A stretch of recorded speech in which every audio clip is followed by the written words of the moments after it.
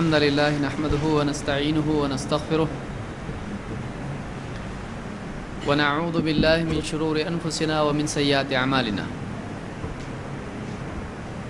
من يهده الله فلا مضل له ومن يضلل فلا هادي له وأشهد أن لا إله إلا الله وحده لا شريك له وأشهد أن محمدا عبده ورسوله أما بعد فإن خير الحديث كتاب الله وخير الهدي هدي محمد صلى الله عليه وسلم وشر الأمور محدثاتها وكل محدثة بدعة وكل بدعة ضلالة وكل ضلالة في النار.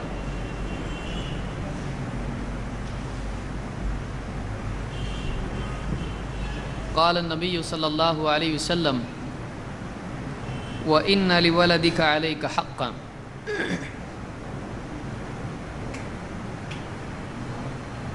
اللہ تعالیٰ کی نعمتوں میں سے ایک نعمت یہ بھی ہے کہ اللہ تعالیٰ کسی کو اولاد عطا فرمائے.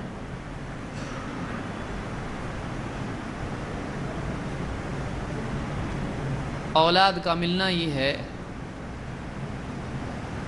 کہ ایک انسان کے مرنے کے بعد اس کی نیکیوں کا سلسلہ جاری رہے.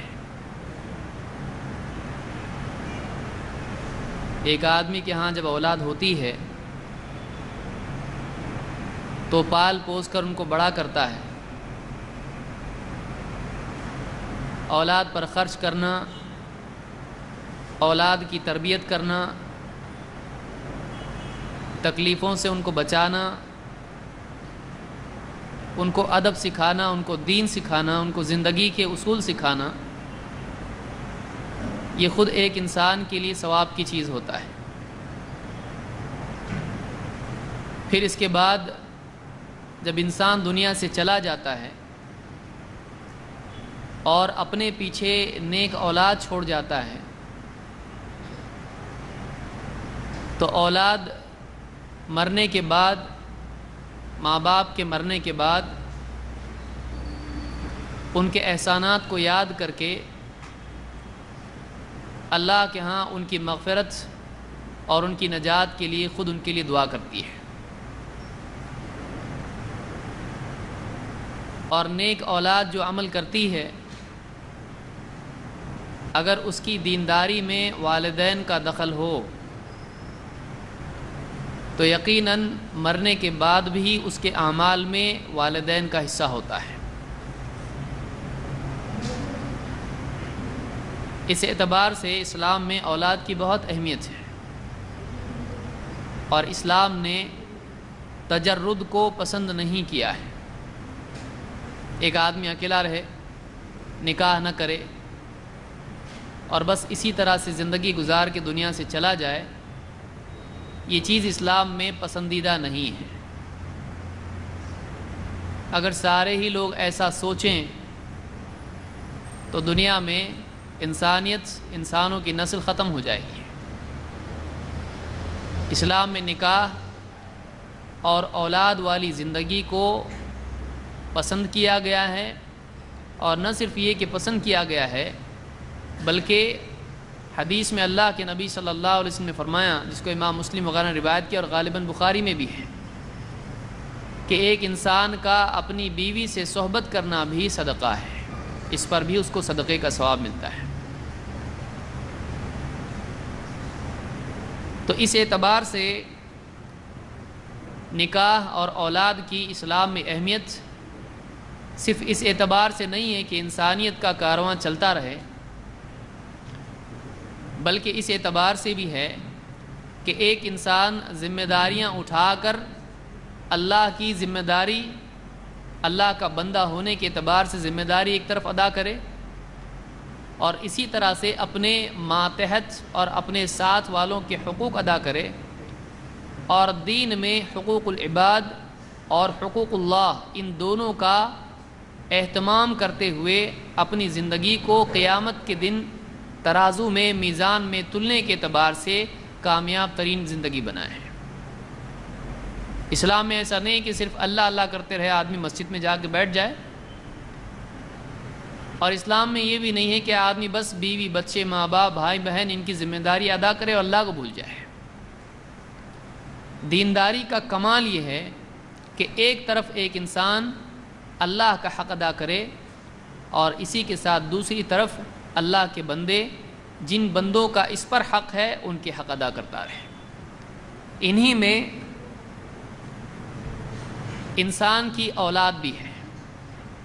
اسی لیے اللہ کے نبی صلی اللہ علیہ وسلم نے ایک حدیث میں فرمایا وَإِنَّ لِوَلَدِكَ عَلَيْكَ حَقًّا، کہ تیرے اوپر تیری اولاد کا بھی حق ہے، تجھ پر تیری اولاد کا حق ہے۔ اس حدیث کو امام مسلم نے روایت کیا ہے۔ اور بچے کے پیدا ہونے کے بعد ہی سے اس کا سلسلہ شروع ہو جاتا ہے۔ ذمہ داریاں ویسے تو ولادت سے پہلے ہی شروع ہو جاتی ہیں، لیکن اسلامی اعمال جو شریعت میں آئے ہیں بچے کے پیدا ہونے کے بعد ہی سے اس کی ذمہ داری شروع ہو جاتی ہے۔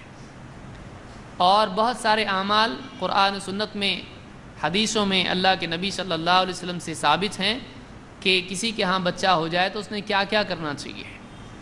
ان چیزوں میں سب سے اہم ترین چیز عقیقہ ہے۔ بچے کے سلسلے میں ایک عمل جو اسلام میں بتلایا گیا ہے کہ کسی کے ہاں بچہ ہو تو اس بچے کے سلسلے میں اس نے کس بات کا سب سے زیادہ خیال رکھنا چاہیے، تو وہ عقیقہ ہے۔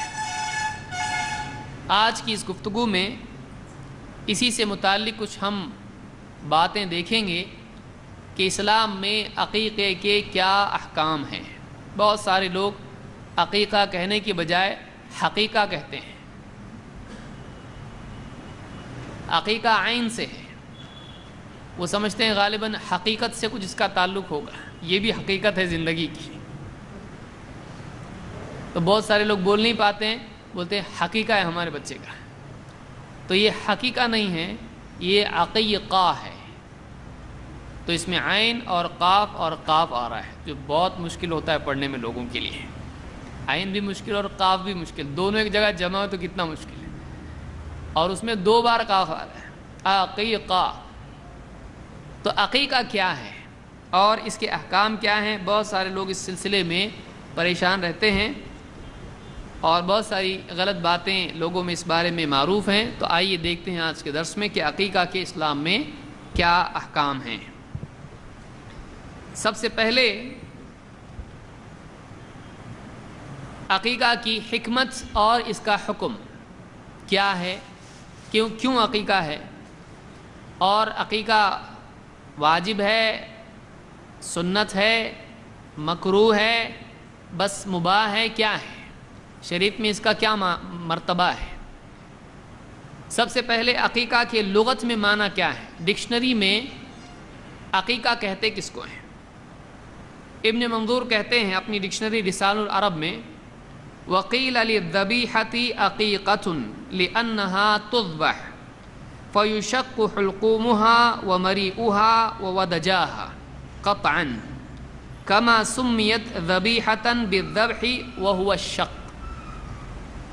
کہتے ہیں کہ ذبیحہ کو عقیقہ کہتے ہیں جس جانور کو بچے کی پیدائش کے بعد اس کی طرف سے ذبح کیا جاتا ہے، اس جانور ہی کو عقیقہ کہا جاتا ہے۔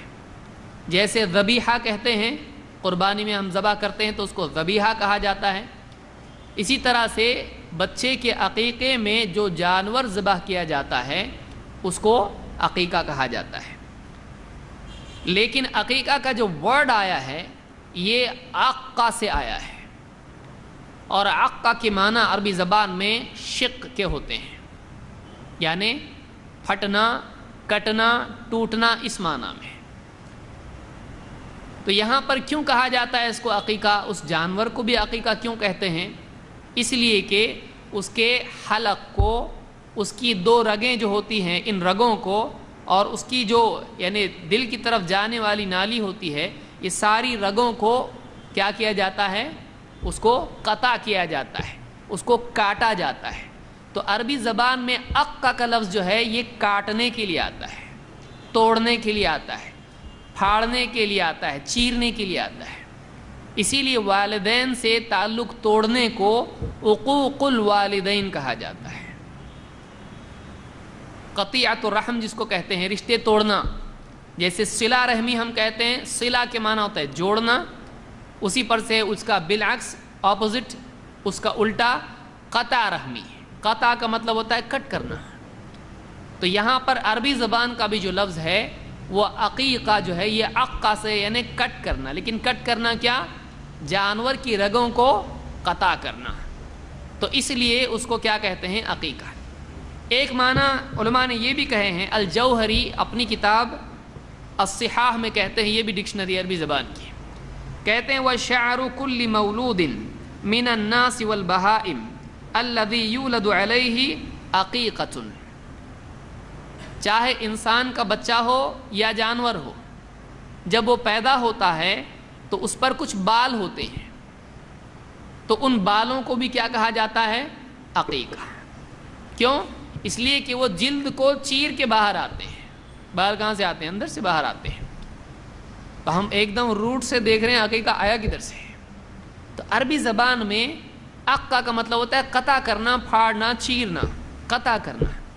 تو بال بھی جو ہوتے ہیں بچے کے سر پر ہوتے ہیں، پیدا ہوتا ہے بچہ، اس کے سر پر تھوڑے بال ہوتے ہیں، اس کو بعد میں مونڈ دیا جاتا ہے عقیقہ ہی کے دن، تو ان بالوں کو بھی عقیقہ کہا جاتا ہے عربی زبان میں۔ وَمِنْهُ سُمِّيَتِ الشَّاةُ الَّتِي تُذْبَحُ عَنِ الْمَوْلُودِ يَوْمَ أُسْبُوعِهِ عَقِيقَةً، اور اسی سے لفظ جڑا ہوا ہے، اسی لیے اس بکری کو بھی عقیقہ کہا جاتا ہے جو بچے کی طرف سے 7ویں دن ذبح کی جاتی ہے۔ تو بیسیکلی یہ جو بال بچے کے سر پر ہوتے ہیں اس کی وجہ سے عقیقہ کہتے ہیں، اور اس دن کے ساتھ جڑی ہوئی جو بکری ہوتی ہے جس کو ذبح کیا جاتا ہے اس کو بھی کیا نام دیا جاتا ہے؟ عقیقہ۔ جیسے ذبیحہ ہے ویسے عقیقہ ہے۔ اور حدیث میں خود اللہ کے نبی صلی اللہ علیہ وسلم نے اس ذبح کرنے والی کی جانے والی بکری کو عقیقہ کہا گیا۔ آپ صلی اللہ علیہ وسلم نے خود عقیقہ کا لفظ اس کے لیے استعمال کیا ہے۔ مثال کے طور پر امام الطبرانی نے الکبیر میں ایک روایت نقل کی ہے، اللہ کے نبی صلی اللہ علیہ وسلم نے فرمایا عن الغلام عقیقتان وعن الجاریۃ عقیقۃ، لڑکے کی طرف سے 2 عقیقے ہیں اور لڑکی کی طرف سے 1 عقیقہ ہے۔ آپ بولیں گے نیا معلوم پڑا اپنے کو کہ 1 عقیقہ کرنا کہ 2، تو عقیقہ بنیادی طور پر ایک ہی ہے، لیکن یہاں پر جو عقیقتان کا لفظ آیا ہے یعنی 2 ذبح کیے جانے والے جانور لڑکے کی طرف سے، اور 1 جانور کس کی طرف سے؟ لڑکی کی طرف سے، یعنی اس ہر جانور کو کیا کہا گیا؟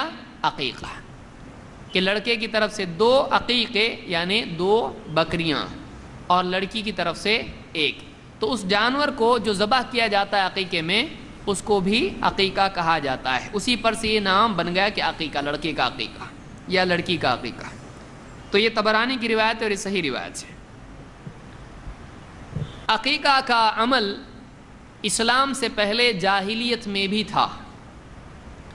ابو بریدہ رضی اللہ عنہ کہتے ہیں کننا فی الجاہلیت اذا ولد لأحدنا غلام ذبح شاة وَلَطَخَ رَأْسَهُ بِدَمِهَا، جاہلیت میں یعنی اسلام کے آنے سے پہلے کے دور میں جب لوگ شرک میں پڑے ہوئے تھے، کہتے ہیں کہ جب ہمارے ہاں کوئی لڑکا پیدا ہوتا تو ہم ایک بکری ذبح کرتے اور اس بکری کا خون لے کے بچے کے سر پہ ملتے ہیں۔ بکری ذبح کرنے کے بعد اس کا خون نکلتا ہے، وہ خون لے کے کیا کرتے تھے؟ بچے کے سر پہ لگاتے تھے۔ یہ عمل جاہلیت میں ہوتا تھا، اسلام نے اس کو منع کر دیا جیسا کہ آگے آئے گا۔ لیکن عقیقہ کا عمل جو جاہلیت میں تھا اسلام نے اس کو باقی رکھا کہ جانور بچے کی طرف سے جانور ذبح کیا جائے، لیکن اسلام نے اس کی شکل اور اس کی تفصیل بدل دی، جو جاہلیت میں چلتی تھی اس سے ہٹ کے حکم دیا گیا۔ اس کو امام ابو داؤد نے اپنی سنن میں ذکر کیا ہے اور یہ حدیث حسن صحیح ہے۔ تو اسے ایک بات یہ معلوم ہوئی کہ عقیقہ اسلام سے پہلے جاہلیت میں بھی تھا۔ عقیقے کی حکمت کیا ہے؟ کیوں عقیقہ کیوں؟ مختلف باتیں علماء نے کہی ہیں۔ ایک بات یہ ہے کہ عقیقہ بچے کی پیدائش پر خوشی میں ہوتا ہے، جیسے ولیمہ نکاح کی خوشی میں ہوتا ہے۔ بچہ پیدا ہوا، خوشی کے طور پر، شکر کے طور پر اس کو کیا جاتا ہے۔ ایک جواب یہ بھی ہے کہ رشتہ داروں سے صلہ رحمی کا ذریعہ ہے کہ بچے کی خوشی میں سب جمع ہوتے ہیں، اور جمع ہونے کی وجہ سے آپس میں رشتہ اور مضبوط ہوتا ہے۔ لیکن حدیث میں اس کی مصلحت جو بتائی گئی ہے وہ اس سے آگے ہے، اور اس کا تعلق رشتہ داروں سے، والدین سے زیادہ بچے سے ہے۔ اللہ کے نبی صلی اللہ علیہ وسلم فرماتے ہیں الغلام مرتہن بعقیقتہ، بچہ اپنے عقیقے کی وجہ سے مرتہن ہوتا ہے۔ مرتہن، رہن آپ جانتے ہیں، گروی رکھنے کو کہتے ہیں۔ جو بچہ پیدا ہوتا ہے وہ ایسا ہوتا ہے جیسے گروی رکھا ہوا ہے، جب تک کہ اس کا عقیقہ نہ کیا جائے۔ عقیقہ کرو، اپنا بچہ چھڑاؤ۔ تو بچہ جو ہے حدیث میں ہے الغلام مرتہن بعقیقتہ، کہ بچہ عقیقے کی وجہ سے یا عقیقے کے بدلے گروی رکھا ہوا ہوتا ہے۔ فَأَحْرِقُوا عَنْهُ الدَّمَ، تو اپنے بچے کی طرف سے خون بہاؤ، اور وَأَمِيطُوا عَنْهُ الْأَذَى، اور اس سے تکلیف، گندگی کو دور کرو۔ تو یہاں پر ایک بات بتائی، بچہ مرتہن ہوتا ہے، گروی رکھا ہوا ہے وہ، جب تک کہ عقیقہ اس کا نہیں ہوتا، گروی رکھا ہے، عقیقہ کرو، اپنا بچہ چھڑا لو۔ دوسری بات فَأَحْرِقُوا عَنْهُ الدَّمَ، تو اس سے، اس کی طرف سے خون بہاؤ۔ اسی لیے یہاں پر ابن قیم کہتے ہیں کہ یہ بچے کا بدل ہوتا ہے جانور۔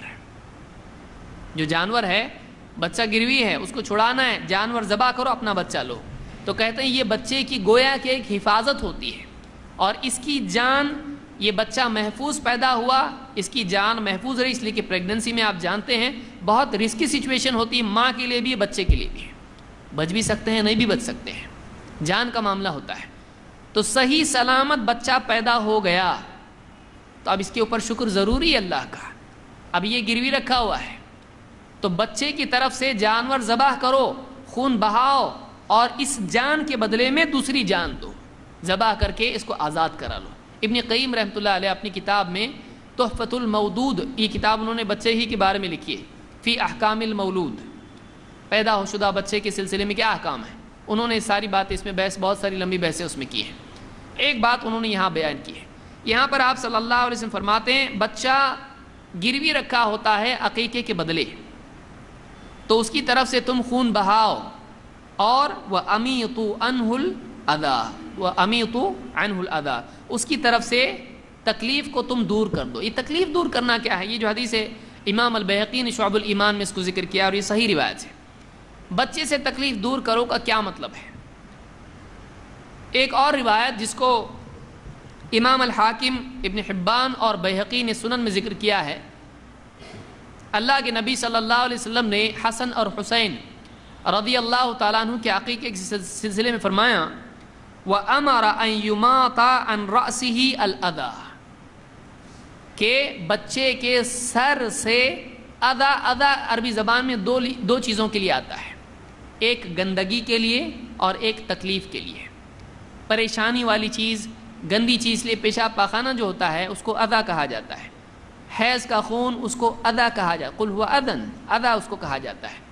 یا اسی طرح سے بدن میں اگر کوئی فی رأسہ اذن، حج کے ضمن میں آیا کہ جس کے سر میں تکلیف ہو، بیماری، زخم ہو، اس کو بھی کیا کہتے ہیں؟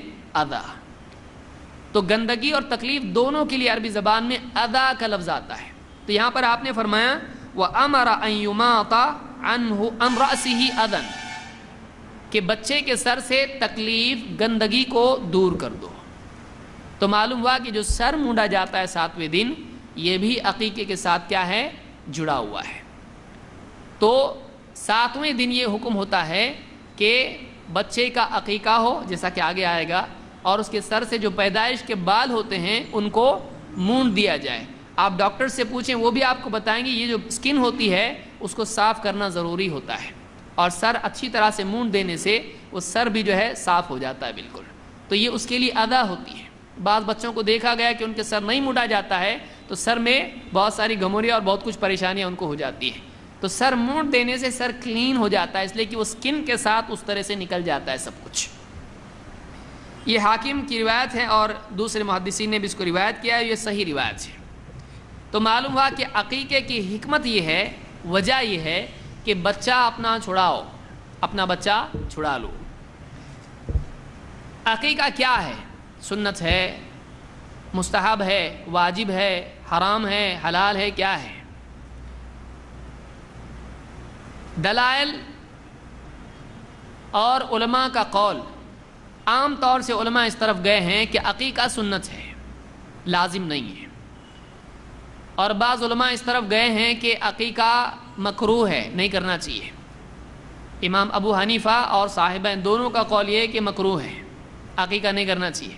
بہت ہوا تو ٹھیک ہے کرنا ہے کرو، لیکن نہیں کرنا اچھا ہے. اسی لیے بہت سارے ابتدائی مرحلے میں شروع کے حنفی علماء اس کو نہیں کہتے تھے، لیکن ملا علی قاری اور دوسرے علماء نے بعد میں کہا کہ نہیں. مولانا عبدالحی لکھنوی وغیرہ نے کہا کہ نہیں کرنا چاہیے عقیقہ، اس لیے کہ اس کے دلائل ہیں. تو آپ یہ بہت سارے مسائل اس طرح کے آپ اس میں غور کر سکتے ہیں کہ پچھلے علماء کا قول الگ تھا، بعد والوں کا الگ ہے. امام ابو حنیفہ عقیقے کے قائل نہیں ہیں. اسی طرح سے امام ابو حنیفہ کے شاگرد وہ بھی عقیقے کے قائل نہیں ہیں. انہوں نے کتاب الآثار وغیرہ میں لکھا ہے کہ نہیں کرنا چاہیے عقیقہ. لیکن دلیل کے اعتبار سے عقیقہ لازم ہے، کمپلسری ہے. چاہے آپ اس کو فرض کہیں، چاہے آپ اس کو واجب کہیں، عقیقہ لازم ہے. کیا دلیل ہے؟ دلیل نمبر 1 یہی کہ اللہ کے نبی صلی اللہ علیہ وسلم نے کہا تمہارا بچہ الغلام مرتہن بعقیقتہ. ترمذی حاکم کی روایت ہے کہ بچہ اپنے عقیقے کے بدلے مرتہن ہوتا ہے، وہ رہن ہے، اس کو چھڑانا ہے، اس کو چھڑانا ضروری ہے. تو معلوم ہوا کہ اگر نہیں چھڑائیں گے وہ مرتہن ویسے ہی رہے گا، تو اس کو چھڑانا ضروری ہے. یہ ترمذی اور حاکم کی روایت ہے، لیکن یہ اتنی واضح نہیں ہے. کوئی آدمی کہہ سکتا ٹھیک ہے نہیں چھڑائیں گے ہم چھوڑ دیں گے، لیکن ہر آدمی سمجھتا ہے کہ مرتہن اس کو بچانا ضروری ہے، اس کو لینا ضروری ہے. اپنا بچہ چھوڑ کے جا سکتا ہے کسی کے پاس؟ اس کو لینا ضروری ہے. آدمی اس کو ضروری سمجھتا ہے کہ اپنا بچہ اگر کہیں گروی ہو تو چھڑائیں گے کہ نہیں چھڑائیں گے؟ آپ چھڑائیں گے، ضروری سمجھتا ہے آدمی اس کو. نمبر 2 مسند احمد کی روایت ہے، آپ نے فرمایا العقیقۃ حق علی الغلام. عقیقہ غلام پر حق ہے. عربی زبان میں اور قرآن و سنت کے دلائل میں عام طور سے حق جب آتا ہے تو اس کے معنی عام طور سے علماء نے مراد لیے ہیں کہ جہاں حق آئے کا مطلب ہے کہ لازم ہوتا ہے. تو یہاں کہا گیا کہ العقیقۃ حق علی الغلام، کہ بچے پر عقیقہ لازم ہے. اس حدیث سے بعض علماء نے یہ بھی دلیل لی کہ اصلاً عقیقہ بچے پر ہے، کیونکہ وہ کس پر حق ہے؟ غلام پر ہے. تو بعد میں اگر کسی کے والدین نے اس کا عقیقہ نہیں کیا ہو تب بھی عقیقہ اس پر کیا ہوتا ہے؟ باقی رہتا ہے. اس نے خود اپنا عقیقہ کرنا چاہیے. سمجھ میں آ رہی بات؟ دیکھیے دلائل کیسے ہیں اور ان سے کیسا مطلب لیا جاتا ہے. تو یہاں پر بعض علماء نے کہا کہ عقیقہ کس پر ہے، آگے آئے گا وہ.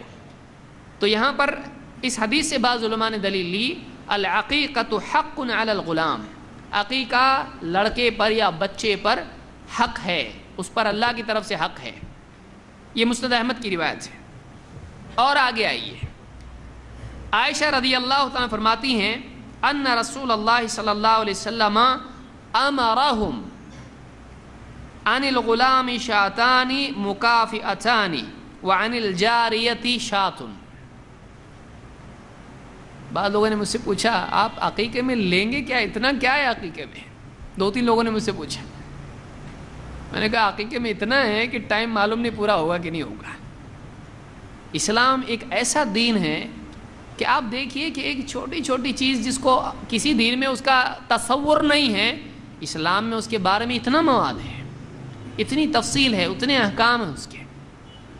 اتنا پیارا دین اللہ تعالیٰ نے ہم کو دیا ہے، لیکن ہم فلاں کی اور فلاں قوموں کی نقالی کر کے ان کے ساتھ وہ بندر تو ہم بھی ویسے بننے کی کوشش کریں، بہت شرم کی بات ہے. ہماری اپنی ایک تہذیب ہے، ہمارا ایک اپنا دین ہے، ہمارے اپنے احکام ہیں. ایک آدمی دین کو سیکھے اور اس کے مطابق عمل کرے. عقیقہ ہے اس کے بارے میں اتنا ہے، اور بہت اس کے اندر ختنہ کا تو لیا نہیں میں نے کچھ، اور اس کے الگ اس کا ایک درس الگ لینا پڑے گا.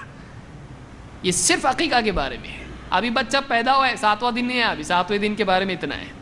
اب 7 دن کے بعد جب وہ آگے بڑھے گا، اس کے دودھ کے مسائل، اس کے نسب کے مسائل، اس کے نام کے معاملات، وہ مستقل ہر موضوع کا ایک درس ہے. یاد رکھیے اس کو. صرف نام کے اوپر ایک درس ہو سکتا ہے، اس کی ختنہ کے بارے میں ایک درس ہوگا. تو ایسا ہر موضوع کے اوپر مستقل، یعنی علماء نے کتابیں لکھی ہیں اور اتنا مواد اسلام میں ہے.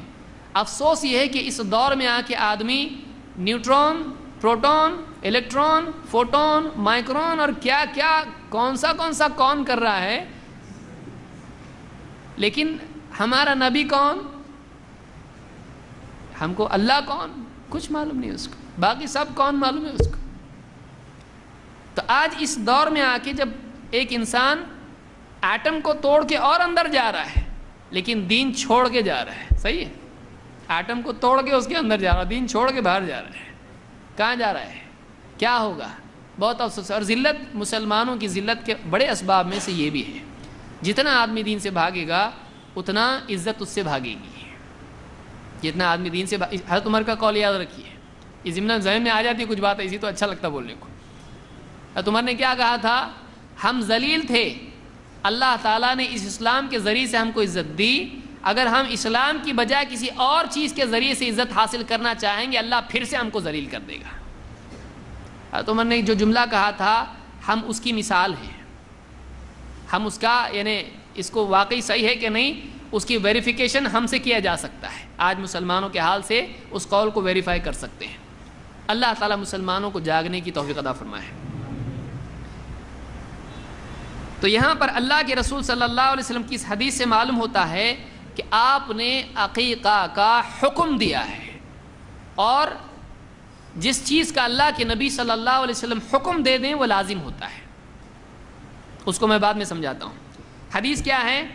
فرماتی ہیں ان رسول اللہ صلی اللہ علیہ وسلم امرہم، لوگوں کو اللہ کے نبی صلی اللہ علیہ وسلم نے حکم دیا، عن الغلام شاتان مکافئتان، لڑکے کی طرف سے 2 برابر کی بکریاں ذبح کیے جائیں گی.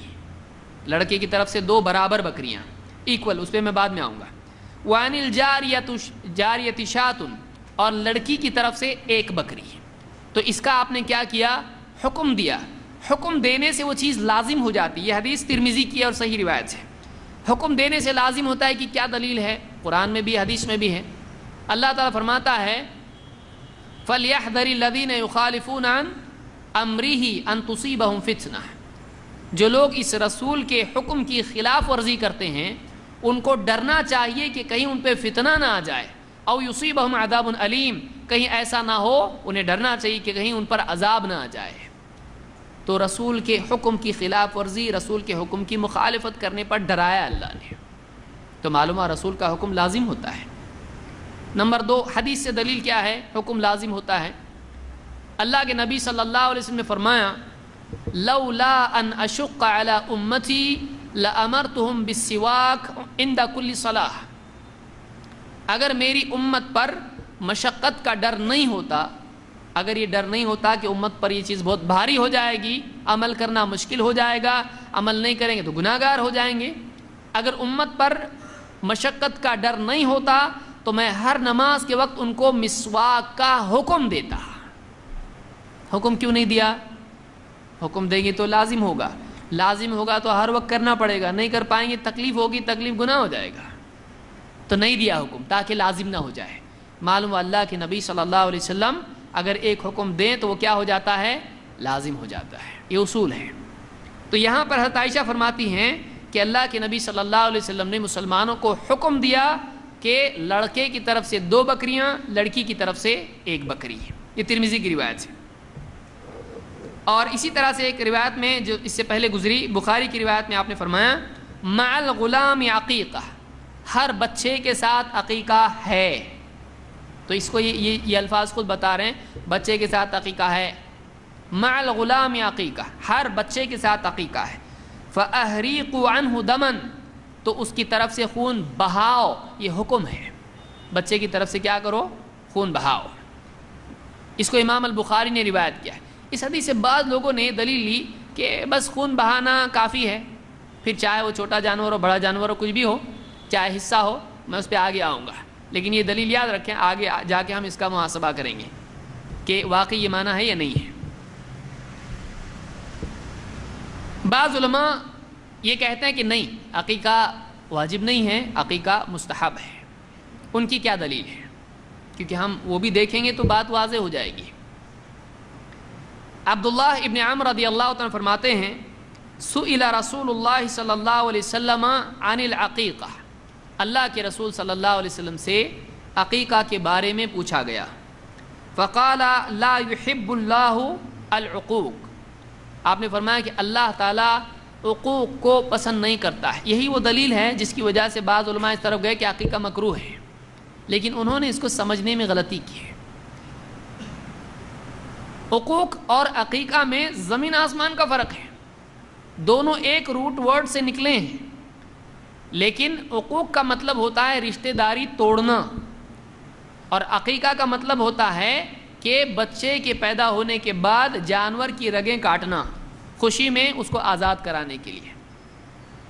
آپ صلی اللہ علیہ وسلم نے یہ نہیں کہا کہ عقیقہ میں پسند نہیں کرتا، کیونکہ یہ جو دلائل ہم نے دیکھے ہیں، یہ دلائل کیا ہیں؟ خود بتا رہے ہیں کہ آپ نے حکم دیا ہے اس کا اور آپ نے عمل کیا اس کے اوپر۔ اسی لیے بعض اوقات آدمی کیا ہوتا ہے، یہ ایک بہت بڑی گمراہی اور غلطی ہوتی ہے تحقیق کی، کہ ایک آدمی ایک چیز کو پکڑ کے اس کو لٹک جائے اور باقی ساری چیزیں کیا کرے؟ چھوڑ دے۔ ہم کو حکم کیا ہے؟ وما آتاکم الرسول فخذوہ وما نہاکم عنہ فانتہوا، کہ جو کچھ رسول تم کو دے دیں وہ لے لو، اور جسے منع کریں اس سے رک جاؤ۔ تو جو رسول دیں وہ لے لو، یعنی ایک حدیث لو، ایک درجن لو، 555 حدیثیں لو، 786 حدیثیں لو، کتنی؟ جو دیں سب لو۔ اس لیے ہم ساری حدیثیں لیتے ہیں۔ تو اس حدیث کو اکیلے اٹھا لینا اور بھاگتے چھٹنا یہ صحیح نہیں ہے، بلکہ اس کے ساتھ دوسری حدیثیں ہیں، ان کو بھی ملا کے دیکھیں کہ میننگ کیا ہے۔ یہاں اللہ کے نبی صلی اللہ علیہ وسلم سے جب عقیقہ کے بارے میں پوچھا گیا تو عقیقہ کا لفظ چونکہ کنفیوژن پیدا کر سکتا ہے عقوق کے ساتھ میں، تو آپ نے بتایا اللہ عقوق کو پسند نہیں کرتا ہے۔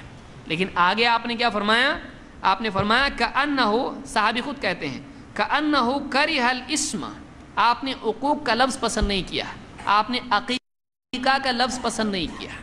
یعنی یہ جو میننگ اس سے نکل رہے ہیں قطع ہونے کے، آپ نے صحابہ کو واضح کر کے بتایا کہ قطع رحمی اسلام میں نہیں ہے، رشتے توڑنا اسلام میں نہیں ہے۔ لیکن آگے آپ نے کیا کہا؟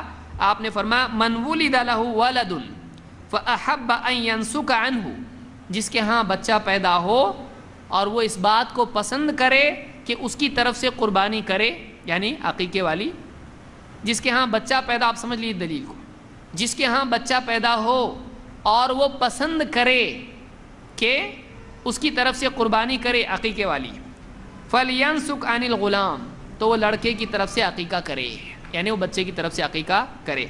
یہ سنن ابی داؤد اور نسائی کی روایت ہے۔ اس کو بعض علماء نے دلیل بنا کے کہا اس سے معلوم ہوتا ہے عقیقہ لازم نہیں ہے، اور بعض علماء نے دلیل لی، جیسے احناف ہیں ابتدائی دور کے، انہوں نے کہا اس سے معلوم ہوتا ہے مکروہ ہے، نہیں کرنا چاہیے۔ ہم کہتے ہیں مکروہ کا قول مردود ہے، کیوں؟ اس لیے کہ آپ صلی اللہ علیہ وسلم کر رہے ہیں اور حکم دے رہے ہیں، تو مکروہ کا حکم آپ نہیں دیں گے، اس سے ملا کے اس کو دیکھنا پڑے گا۔ دوسرے علماء کہتے ہیں کہ یہ مستحب ہے، لازم نہیں ہے۔ ہم کہیں گے ان دلائل میں ہے کہ حکم دیا، اور اگر اس کو یہ مان لیں کہ یہاں پر ایسا ہے کہ جس کو جو پسند کرے وہ کرے، جس کو نہیں کرنا وہ نہ کرے، ایسا مطلب نکلتا کیا؟ تو آپ دیکھیں کہ حج کے بارے میں بھی ایسا ہی ہے۔ حج کے بارے میں کیا ہے؟ من اراد الحج فلیتعجل، جو حج کا ارادہ کرے، جو حج کرنا چاہے وہ جلدی کرے۔ تو حج فرض ہے کہ مستحب ہے؟ جس کے پاس مال ہے اس پر حج فرض ہے کیا؟ کہ یہ تو بھی چلتا، نہیں کہ یہ تو بھی چلتا، کیا ہے؟ فرض ہے، اسلام کے ارکان میں سے۔ لیکن الفاظ کیا ہیں؟ جو حج کا ارادہ کرے وہ جلدی کرے۔ تو کسی ایک دلیل سے پوری بات ثابت ہوتی ہے نہیں، بقیہ دلیلوں سے بھی ملا کے اس کو دیکھنا پڑتا ہے کہ لوگوں پر حج کرنا لازم ہے، اللہ تعالیٰ نے کہا ہے۔ تو تو ساری دلیلوں کو ملا کے دیکھنا پڑتا ہے. تو یہاں پر بھی عقیقہ کے بارے میں جو حکم کی دلیلیں ہیں وہ زیادہ قوی ہیں. اور اس حدیث سے معلوم ہوتا ہے کہ جیسے کہا گیا قرآن کریم میں بھی کہ جو چاہے وہ ایمان لائے، جو چاہے وہ کفر کرے. تو اس کا یہ مطلب نہیں کہ جو چاہے وہ کرے. یہاں یہ بتایا جا رہا ہے جس کو کرنا ہے کرو، نہیں کرنا ہے تمہاری مرضی. یعنی کرنا ہے کرو، یہ اس معنی میں نہیں کہ اختیار ہے، یہ اس معنی میں ہے کہ جس کو پسند ہو کہ وہ اپنی اولاد کے لیے ایسا کرے وہ ضرور کرے. تو اس سے معلوم ہوتا ہے کہ یہاں ترغیب وجوب کے اعتبار سے ہے. تو اس حدیث سے ثابت ہوا کہ اس میں استحباب نہیں ہے بلکہ وجوب ہے.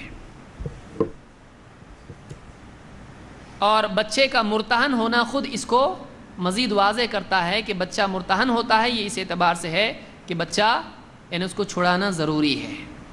ٹھیک ہے بھائی مستحب ہے بچے کو چھڑاؤ، نہیں مت چھڑاؤ، کوئی کہے گا اس طرح سے نہیں کہے گا. کیا عقیقہ کی بجائے صرف صدقہ چل جائے گا؟ کوئی آدمی کہہ سکتا ہے کہ بھائی اتنا جانور ذبح کرنے کی کیا ضرورت ہے، لوگوں کو کھلاؤ کھانا، ویفرز کھلاؤ، مٹھائی کھلاؤ، لڑکی جلیبی کھلاؤ، لڑکا ہے لڈو کھلاؤ، پیڑے کھلاؤ. تو کھلا دینے میں کیا جاتا ہے؟ ذبح کرنا ہی ضروری کیوں؟ جیو ہتیا کیوں؟ ایک جان ہے بیچاری اچھی، اس کے لیے دوسری جان کیوں؟ جان بناؤ جان بڑھاؤ. تو ایسا اگر کسی کا کہنا ہو تو اس کے لیے اس کے پاس دلیل بھی ہے. بعض لوگوں نے اس سے بھی شبہ ہوتا ہے کہ واقعی عقیقہ لازم ہے یا صدقہ کی تو بھی چلتا ہے. بعض لوگ اس دلیل کی وجہ سے غلط فہمی میں پڑے. کیا دلیل ہے؟ ان ابی رافع، ابو رافع سے روایت ہے مولا رسول اللہ صلی اللہ علیہ وسلم، جو مولا ہیں اللہ کے رسول صلی اللہ علیہ وسلم کے، ان الحسن ابن علی لما ولد، جب حضرت علی کے بیٹے حسن پیدا ہوئے، ارادت امہ فاطمہ ان تعق عنہ بکبشین، حضرت علی کی بیوی آپ صلی اللہ علیہ وسلم کی بیٹی فاطمہ رضی اللہ تعالیٰ نے ان کی طرف سے 2 بکریاں یا 2 بھیڑ ذبح کرنے کا، مینڈے ذبح کرنے کا ارادہ کیا. فقال لا تعقی عنہ، آپ صلی اللہ علیہ وسلم نے کہا عقیقہ مت کرو، اس کا عقیقہ مت کرو. ولیکن احلقی شعر رأسہ، بلکہ بس اتنا کرو کہ اس کا سر مونڈ دو، سر کے بال مونڈ دو، عقیقہ مت کرو.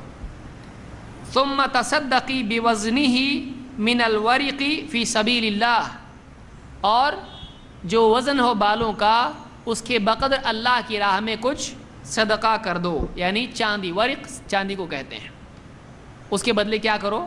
چاندی صدقہ کر دو. اور آج بھی یہ کرنا چاہیے. بچہ پیدا ہونے کے بعد 7ویں دن اس کا سر مونڈ دیا جائے اور جتنے بال ہیں اس کے بقدر چاندی صدقہ کیا جائے. ثم ولد حسین بعد ذلك، اس کے بعد حسین رضی اللہ تعالیٰ عنہ پیدا ہوئے. فصنعت مثل ذلك، تو انہوں نے ان کی پیدائش پر بھی ایسا ہی کیا. حضرت حسین کی پیدائش پر بھی ایسا ہی کیا، یعنی ان کا سر مونڈ کی چاندی اس کے بقدر صدقہ کی. اس کو امام احمد طبرانی اور بیہقی نے روایت کیا ہے. اس حدیث سے شبہ ہوتا ہے کہ اللہ کے نبی صلی اللہ علیہ وسلم نے منع کیا، کہا کہ مت کرو عقیقہ. تو عقیقہ کرنا کہ نہیں کرنا؟ لیکن اس حدیث میں دیکھیے، اسی لیے ہم کیا کہتے ہیں، میں اس سے پہلے بھی جو کہا یاد رکھیے کہ ایک حدیث اٹھا کے لے لینا اور اسی کو دین بنا لینا یہ صحیح نہیں ہے. بہت ساری حدیثوں کو جمع کر کے ان کو دیکھنا ضروری ہے اور اس سے نتیجہ نکالا جاتا ہے. اس حدیث سے تو معلوم ہو رہا ہے کہ دیکھیے آپ نے منع کیا تو پھر کرنا چاہیے کہ نہیں. آگے بڑھتے ہیں. کیوں آپ نے منع کیا تھا؟ وجہ کیا تھی منع کرنے کی؟ عقیقہ نہیں کرنا چاہیے یا کچھ اور وجہ تھی؟ وجہ اس کی ایک اور روایت میں آئی ہے.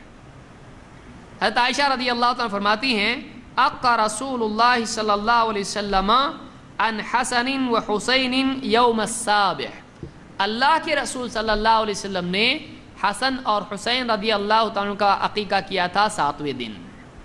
وسماہما، اور ان کا نام بھی رکھا.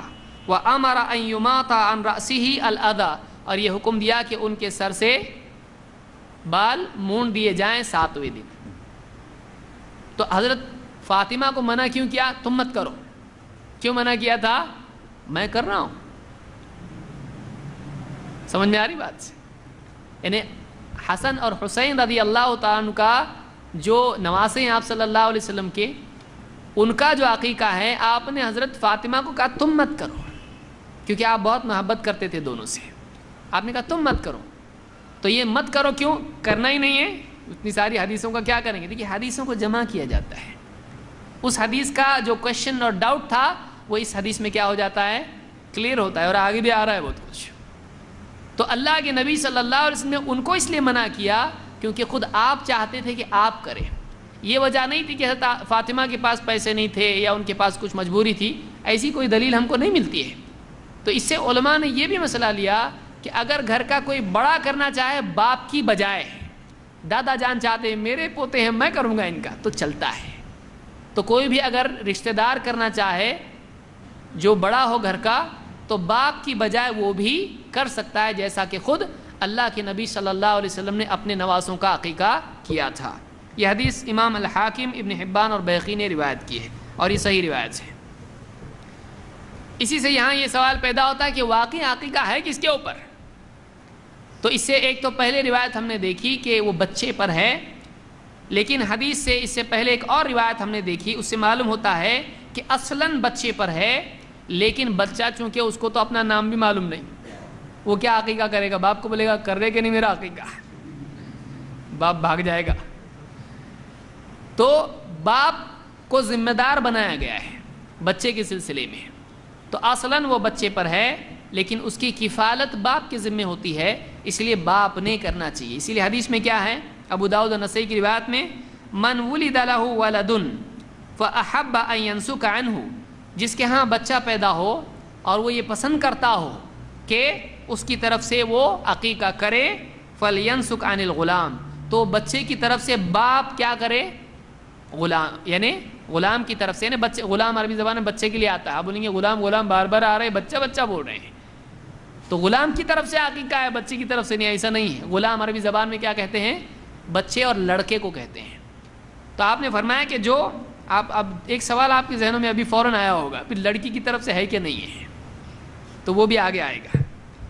تو آپ نے فرمایا کہ جس کے ہاں بچہ پیدا ہو، لڑکا بیٹا پیدا ہو، اور وہ پسند کرے اس کی طرف سے قربانی، اس کو چاہیے کہ وہ بچے کی طرف سے عقیقہ کرے. یہ روایت صحیح ہے، ابو داؤد و نسائی کی روایت ہے. تو ایک بات یہ معلوم ہوئی کہ اصل میں بچے پر ہے اور اس کی طرف سے باپ نے کرنا ہے. کیا باپ کی بجائے کوئی اور کر سکتا ہے؟ چچا ہے یا ماموں ہے، نانا ہے، دادا ہے. ایک تو دلیل آپ دیکھ چکے ہیں کہ خود اللہ کے نبی صلی اللہ علیہ وسلم نے حسن اور حسین رضی اللہ عنہ کی طرف سے عقیقہ کیا تھا. بعض علماء نے کچھ اور روایتوں کی بنیاد پر کہا کہ کوئی بھی کرے تو عقیقہ ہو جاتا ہے. کیوں؟ اس لیے کہ حدیث میں کیا ہے؟ کل غلام رہینۃ بعقیقتہ، ہر بچہ اپنے عقیقے کے بدلے گروی ہوتا ہے. یذبح عنہ یوم سابعہ، تو 7ویں دن اس کی طرف سے جانور ذبح کرنا چاہیے. ویحلق رأسہ ویسمى، اور اس کا سر موڑنا چاہیے اور اس کا نام رکھنا چاہیے. تو علماء نے کہا کہ اگر وہ گروی ہے تو باپ کی بجائے کوئی اور چھڑائے تو گروی سے نکل سکتا ہے کہ نہیں نکل سکتا ہے. جہاں پر یہ کہا گیا کہ رہینت ہے، اور حدیث میں یہ نہیں آیا کہ کس نے کرنا چاہیے، بلکہ یہاں پر آیا کہ اس کی طرف سے عقیقہ کیا جائے. تو اس طرح کا جو اشارہ ہے کہ بچے کی طرف سے عقیقہ کر دیا جائے کیونکہ وہ گروی ہے، یہ بتاتا ہے کہ کوئی نہ کوئی اس کو چھڑا لے. اسی لیے عام طور سے علماء نے کہا اس میں کوئی خلاف نہیں ہے کہ کوئی بھی اگر دوسرا بچے کی طرف سے چچا، نانا، بلکہ کوئی رشتہ دار اگر اس کی طرف سے عقیقہ کرتا ہے تو اس کا عقیقہ ادا ہو جاتا ہے، کوئی حرج اس میں نہیں ہے. اسی لیے بعض لوگ پوچھتے ہیں کہ بیوی کا عقیقہ کر سکتے کیا؟ تو اگر کسی کا عقیقہ نہیں ہوا ہے اور شوہر اس کی طرف سے کر دیتا ہے تو یہ ادا ہو جاتا ہے، اس نے چھڑا لیا. یہ حدیث مسند احمد، ابو داؤد، نسائی، ابن ماجہ اور حاکم میں موجود ہے. ایک اور روایت ہے جس میں مزید وضاحت ہوتی ہے، کیونکہ پچھلی روایت سے دوسری کتاب میں روایت ہے. ابن عباس رضی اللہ عنہ کہتے ہیں، پچھلی حضرت عائشہ کی تھی، یہ حضرت ابن عباس کی روایت ہے. کہتے ہیں کہ عق رسول اللہ صلی اللہ علیہ وسلم عن الحسن والحسین رضی اللہ عنہما بکبشین کبشین. اللہ کے رسول صلی اللہ علیہ وسلم نے حسن اور حسین رضی اللہ عنہما کی طرف سے کبشین عقیقے میں ذبح کی. کبش کہتے ہیں بھیڑ کو، دمبا، مینڈھا. تو اللہ کے نبی صلی اللہ علیہ وسلم نے حسن و حسین رضی اللہ تعالیٰ عنہ کی طرف سے کیا کیے؟ 2 بھیڑ یا مینڈے ذبح کیے. اسی کئی باتیں معلوم ہوئی. نمبر 1، مینڈا بھی ذبح کیا جا سکتا ہے، مینڈا ذبح کیا جا سکتا ہے. دوسری بات، ایک سے زیادہ بچے کی طرف سے آپ صلی اللہ علیہ وسلم نے اپنے نوازوں کی طرف سے یعنی ان کا عقیقہ کیا، اور آپ نے 2 مینڈے دونوں کی طرف سے ذبح کیے، یعنی لڑکوں کی طرف سے کتنے ہوئے؟ 2. یہ نسائی کی روایت ہے اور صحیح روایت ہے. بعض روایتوں میں آیا کہ ایک بھی جانور اگر ذبح کرتے ہیں تو چلتا ہے، اور بعض صحابہ سے بھی عمل ملتا ہے کہ اگر ایک بکری ذبح کر دیں تو بھی چلتا ہے. اس سلسلے میں صحیح بات کیا ہے؟ صحیح بات یہی ہے کہ اللہ کے نبی صلی اللہ علیہ وسلم کا حکم اور آپ صلی اللہ علیہ وسلم کا عمل دونوں یہ بتاتے ہیں کہ 2 بکریاں ہونی چاہیے. بکرے یا بکری وہ آگے ہم آئیں گے. یعنی 2 جانور ایک بچے کی طرف سے ہونے چاہیے، لڑکے کی طرف سے، اور لڑکی کی طرف سے 1 ہونا چاہیے. یہ فرق اسلام نے رکھا ہے، لڑکی کی طرف سے 1 اور لڑکے کی طرف سے 2. لیکن بعض روایتوں میں آیا ہے، جہاں تک کہ صحابہ کا معاملہ ہے، ہم یہ بعض علماء اس طرف گئے ہیں کہ نہیں، وہ صحابہ کا قول ہے اور اللہ کے نبی صلی اللہ علیہ وسلم کے حکم کو ترجیح دی جائے گی. کیونکہ قرآن میں کیا ہے؟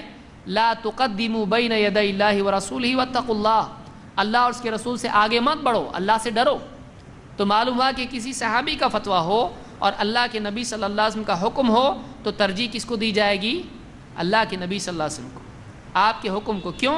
اس لیے کہ ہو سکتا ہے ان تک یہ بات نہیں پہنچی ہو، یا ہو سکتا ہے انہوں نے کسی تعویل کی وجہ سے یہ سمجھا ہو کہ یہ بھی چلتا ہے، کسی تعویل کی وجہ سے یہ سمجھا ہو کہ یہ بھی چلتا ہے، اجتہاد کی وجہ سے انہوں نے اس طرح سے سمجھا ہو. ایسی کئی مثالیں میں دے سکتا ہوں، درس لمبا ہو جائے گا. جو آدمی کہے کہ نہیں ایسا کیسا، آپ دیکھیے کہ احناف ہی میں قصر کرنا کیا ہے؟ واجب ہے کہ مستحب ہے؟ جائز ہے؟ کیا ہے؟ امام شافعی کہتے ہیں کہ قصر کرنا جائز ہے، اور اگر کوئی سفر میں پوری نماز پڑھتا ہے تو بھی چلتا ہے. اگر سفر میں ظہر کی نماز، بعضوں کو قصر ہی معلوم نہیں ہوگا، اگر سفر میں کوئی آدمی جاتا ہے تو اس پر ظہر کی نماز 4 رکعت نہیں بلکہ 2 رکعت پڑھنا فرض ہے. لیکن اس مسئلے میں اختلاف ہے. امام شافعی کہتے ہیں 2 نہیں 4 بھی پڑھا تو چلتا ہے، لیکن امام ابو حنیفہ رحمۃ اللہ علیہ کیا فرماتے ہیں؟ کہتے ہیں نہیں 4 نہیں، سفر میں وہ 4 ظہر نہیں پڑھ سکتا ہے، اور زیادہ ہے نہیں پڑھ سکتا ہے، وہ اس کو کتنی پڑھنی پڑیں گی؟ 2 ہی. 2 کمپلسری ہے، یہ امام ابو حنیفہ رحمۃ اللہ علیہ کہتے ہیں، اور ہم بھی اسی کو صحیح سمجھتے ہیں کہ کمپلسری کیا ہے؟ 2. کیوں؟ کیونکہ 2 ہی فرض ہوئی سفر میں، اور اللہ کے نبی صلی اللہ علیہ وسلم نے اپنے سفروں میں کبھی بھی 2 سے زیادہ نہیں پڑھی، یعنی ہمیشہ ظہر اور عصر آپ نے کتنی پڑھی؟ 2 ہی پڑھی ہے. لیکن حضرت عائشہ رضی اللہ تعالیٰ عنہ اور عثمان رضی اللہ تعالیٰ عنہ سفر میں 4 بھی پڑھتے تھے. تو اب حنفی حضرات اس کو تسلیم کرتے ہیں؟ نہیں، وہ نہیں مانتے اس کا، بولتے نہیں وہ ان کی تعویل تھی. اور روایت میں بھی خود ہے کہ فَأَوَّلَتْ كَمَا تَأَوَّلَ یعنی اول عثمان، کہ جیسے عثمان رضی اللہ تعالیٰ نے تعویل کی تھی، حضرت عائشہ نے بھی کچھ تعویل اور اجتہاد کیا کہ چلتا ہے، یہ لازم نہیں ہے. وہ اس کو لازم نہیں سمجھتے تھے. تو بہت ممکن ہے کہ ایک صحابی کسی چیز کو اللہ کے نبی صلی اللہ علیہ وسلم دیکھے اور اس کو لازم نہ سمجھے، اس لیے کہ دوسرے دلائل سے معلوم پڑتا ہے کہ یہ لازم ہے، حکم ہے اللہ کے نبی صلی اللہ علیہ وسلم کا. تو صحابی کے قول پر، صحابی کے عمل پر اللہ کے نبی صلی اللہ علیہ وسلم کے حکم کو ترجیح دی جائے گی. بعض اگر اس کو بھی نہیں مانتے ہیں تو اور بہت سی روایت ہیں، میں ذکر کر سکتا ہوں لیکن ہمارا درس لمبا ہو جائے گا. صحابی کا، علماء کا احترام اپنی جگہ، سر آنکھوں پہ، لیکن اللہ کے نبی صلی اللہ علیہ وسلم کی بات سب سے اوپر ہے، سب سے اوپر. آپ کا قول اور آپ کا عمل ترجیح اس کو دی جائے گی. کوئی کہتا ہے نہیں ٹھیک ہے جائز ہے، بعض علماء اس طرف گئے کہ نہیں، صحابی کے عمل سے ثابت ہوتا ہے کہ یہ بھی جائز ہے. اگر اس قول کو بھی مان لیجئے، تسلیم کیا جائے، تب بھی سوال یہ پیدا ہوتا ہے کہ افضل کیا ہے. سمجھ میں آ رہی بات؟ اگر مان لیں چلو ٹھیک ہے یہ جائز ہے کہ ایک جانور چلتا ہے. تو یہاں سوال یہ پیدا ہوتا ہے کہ افضل پھر کیا ہے، واقعی سنت کیا ہے؟ تو اب اللہ کے نبی صلی اللہ علیہ وسلم کا حکم دیکھنے سے معلوم ہوتا ہے کہ آپ نے لڑکے کے لیے 2 اور لڑکی کے لیے 1 جانور ذکر کیا، حکم دیا. اور آپ صلی اللہ علیہ وسلم کا عمل بھی یہ بتاتا ہے کہ آپ نے اپنے نواسوں حسن اور حسین رضی اللہ تعالیٰ عنہ کی طرف سے 2 جانور ذبح کیے ہیں. تو اس سے معلوم ہوتا ہے قابل ترجیح یہ ہے کہ 2 ہی جانور ذبح کرنے چاہیے. نافع ابن عمر رضی اللہ تعالیٰ کہتے ہیں کہ ابن عمر عبداللہ ابن عمر رضی اللہ تعالیٰ عنہ کے بارے میں کہتے ہیں انہو کان یقول عن الغلام وعن الجاریتی شاتن شاتن، کہ لڑکا ہو یا لڑکی ہو دونوں کی طرف سے 1 بکری ذبح کرنا چاہیے. تو یہ ابن عمر کا فتویٰ ہے، ابن عمر کا فتویٰ ہے. یہ ابن ابی شیبہ میں روایت موجود ہے. اسی طرح سے ہشام ابن عروہ کہتے ہیں کہ ان اباہ عروہ ابن الزبیر، ان کے والد عروہ ابن زبیر کان یعق عن بنیہ الذکور والاناث بشات شات، کہ عروہ ابن زبیر یہ اپنے بیٹے اور بیٹیوں کی طرف سے 1 بکری ذبح کرتے تھے. یہ امام مالک نے اپنی کتاب موطا میں ذکر کیا ہے. تو بہرحال یہ قابل احترام ہے، لیکن ہمارے لیے لقد کان لکم فی رسول اللہ اسوۃ حسنہ، تمہارے لیے اللہ کے رسول صلی اللہ علیہ وسلم میں بہترین نمونہ ہے، یہ اللہ نے ہم سے کہا ہے. اس لیے ہم کہتے ہیں کہ افضل بلکہ واجب یہی ہے کہ آدمی 2 جانور لڑکے کی طرف سے اور 1 جانور لڑکی کی طرف سے ذبح کرے. اور یہی بات حضرت عائشہ کی روایت سے بھی سامنے آتی ہے. فرماتی ہیں ان رسول اللہ صلی اللہ علیہ وسلم امرہم، اللہ کے رسول صلی اللہ علیہ وسلم نے ان کو حکم دیا، مسلمانوں کو حکم دیا عن الغلام شاتان مکافئتان وعن الجاریۃ شاتن، کہ لڑکے کی طرف سے 2 بکریاں ذبح کی جائیں اور لڑکی کی طرف سے 1. یہ فرق کیا گیا، یہ ترمذی کی روایت اور صحیح روایت سے. ایک روایت میں اور ڈاؤٹ پیدا ہوتا ہے، چونکہ تحقیقی اعتبار سے ہم دیکھ رہے ہیں، اس لیے ما لہو و ما علیہ دونوں دیکھنا پڑتا ہے کہ اس کی دلیل کیا ہے، اس کی دلیل کیا ہے. ہم ایسا دیکھتے ہیں اور پھر ہم نتائج پر پہنچنے کی کوشش کرتے ہیں تاکہ بات بالکل واضح ہو جائے. ایک روایت سے ایسا لگتا ہے کہ اللہ کے نبی صلی اللہ علیہ وسلم نے حضرت حسن حسین دونوں کی طرف سے 1 جانور ذبح کیا ہے، لیکن علماء نے اس روایت کو شاذ کہا ہے. یہ روایت صحیح نہیں ہے، یہ روایت ضعیف ہے. شاذ روایت کس کو کہتے ہیں؟ شاذ روایت اس روایت کو کہتے ہیں جس میں راوی معتبر ہوں لیکن اپنے سے زیادہ معتبر راویوں سے ہٹ کے روایت بیان کریں. راوی معتبر ہیں لیکن اور معتبر راوی کہہ رہے ہیں کہ نہیں ایسا نہیں، ایسا تھا.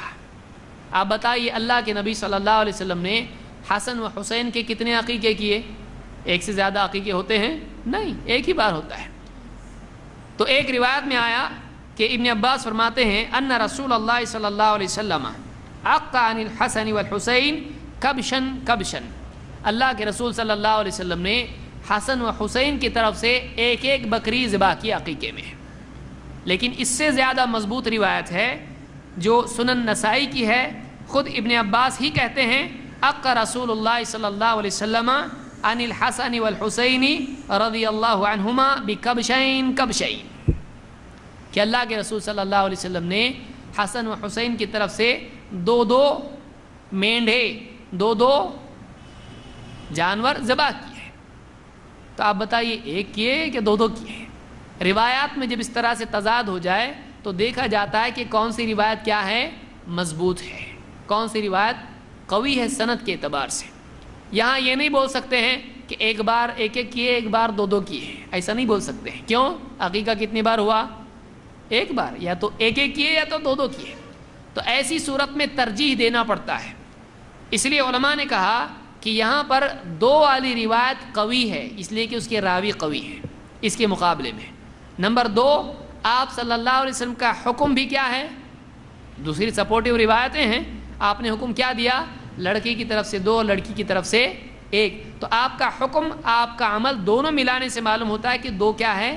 راجح ہے. سمجھ میں آ رہا ہے کیسا نتیجے پہ پہنچتے ہیں. تو اس سے یہ معلوم ہوتا ہے کہ یہ روایت زیادہ قابل ترجیح ہے کہ 2 جانور لڑکے کی طرف سے اور 1 لڑکی کی طرف سے.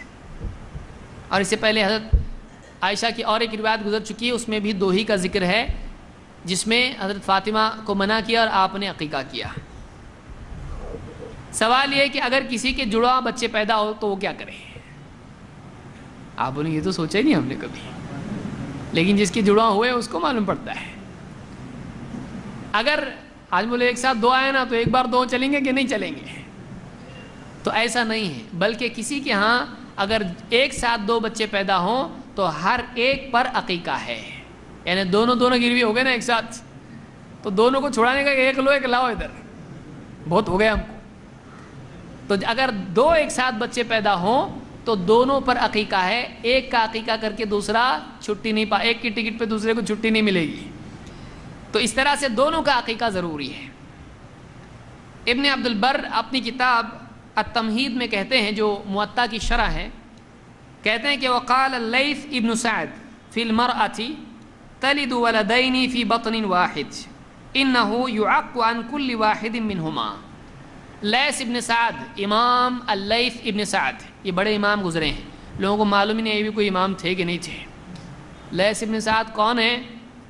لیث ابن سعد وہ امام ہیں کہ جن سے ملاقات کے بعد جو مصر کے امام تھے، امام شافعی نے اپنے کئی اقوال چھوڑ دیے اور نیا قول اختیار کیا. یہ ایسے ٹاپ لیول کے امام ہیں لیث ابن سعد. یہ مصر کے رہنے والے تھے.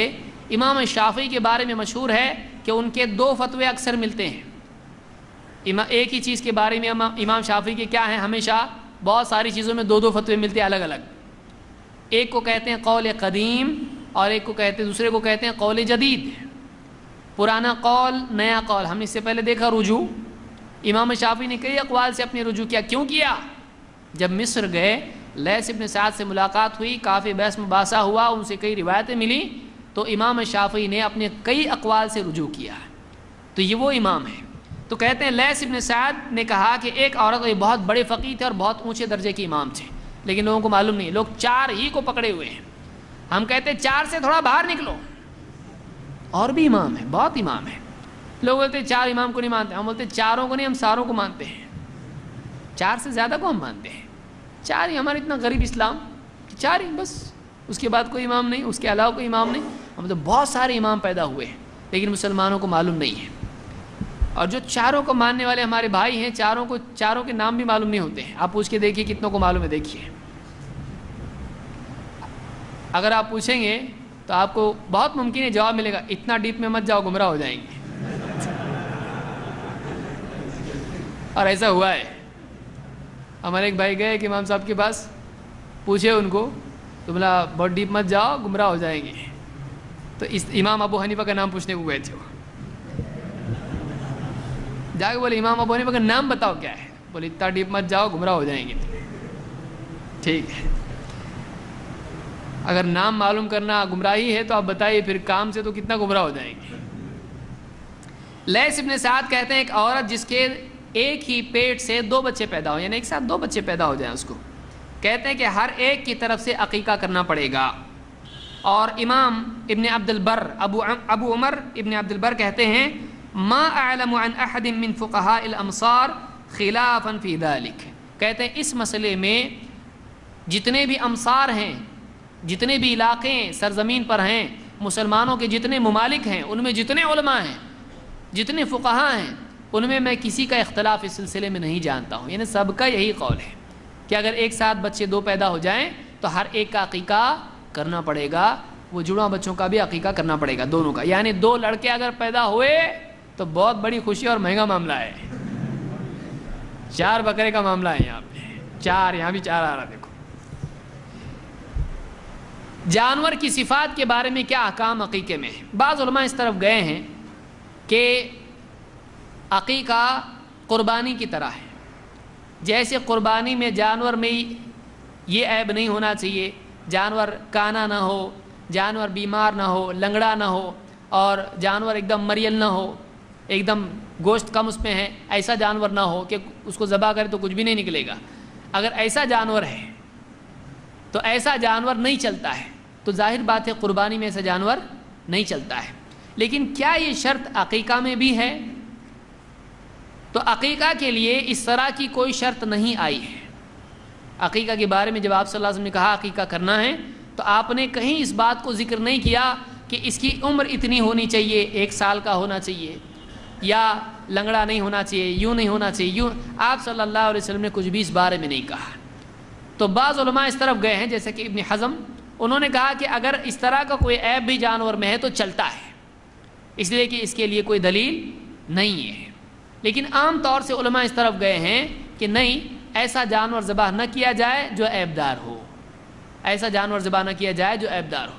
لیکن راجح قول اس میں یہی ہے کہ اس طرح کی کوئی شرط عقیقہ میں نہیں ہے، اس لیے کہ شرط اللہ کے رسول صلی اللہ علیہ وسلم کی طرف سے جب نہیں ہے تو ہم اپنی طرف سے نہ لگائیں۔ ورنہ کوئی آدمی بھی بول سکتا ہے کہ کھانے کے لیے اگر ذبح کرنا ہے تو وہ بھی 1 سال کا ہونا چاہیے، کر سکتے ہیں ایسا؟ نہیں۔ کوئی بولے گا دیکھو قربانی میں نہیں چلتا تو تم ایسا کیسے ذبح کر رہے ہو اس کو؟ وہ بولے گا، وہ جواب کیا دے گا؟ وہاں شرط آئی ہے، یہاں نہیں آئی ہے، تو ہم یہاں بھی وہی کہیں گے، وہاں شرط آئی ہے یہاں آئی ہے، تو پھر کائے کو تم کر رہے ہو اس کو؟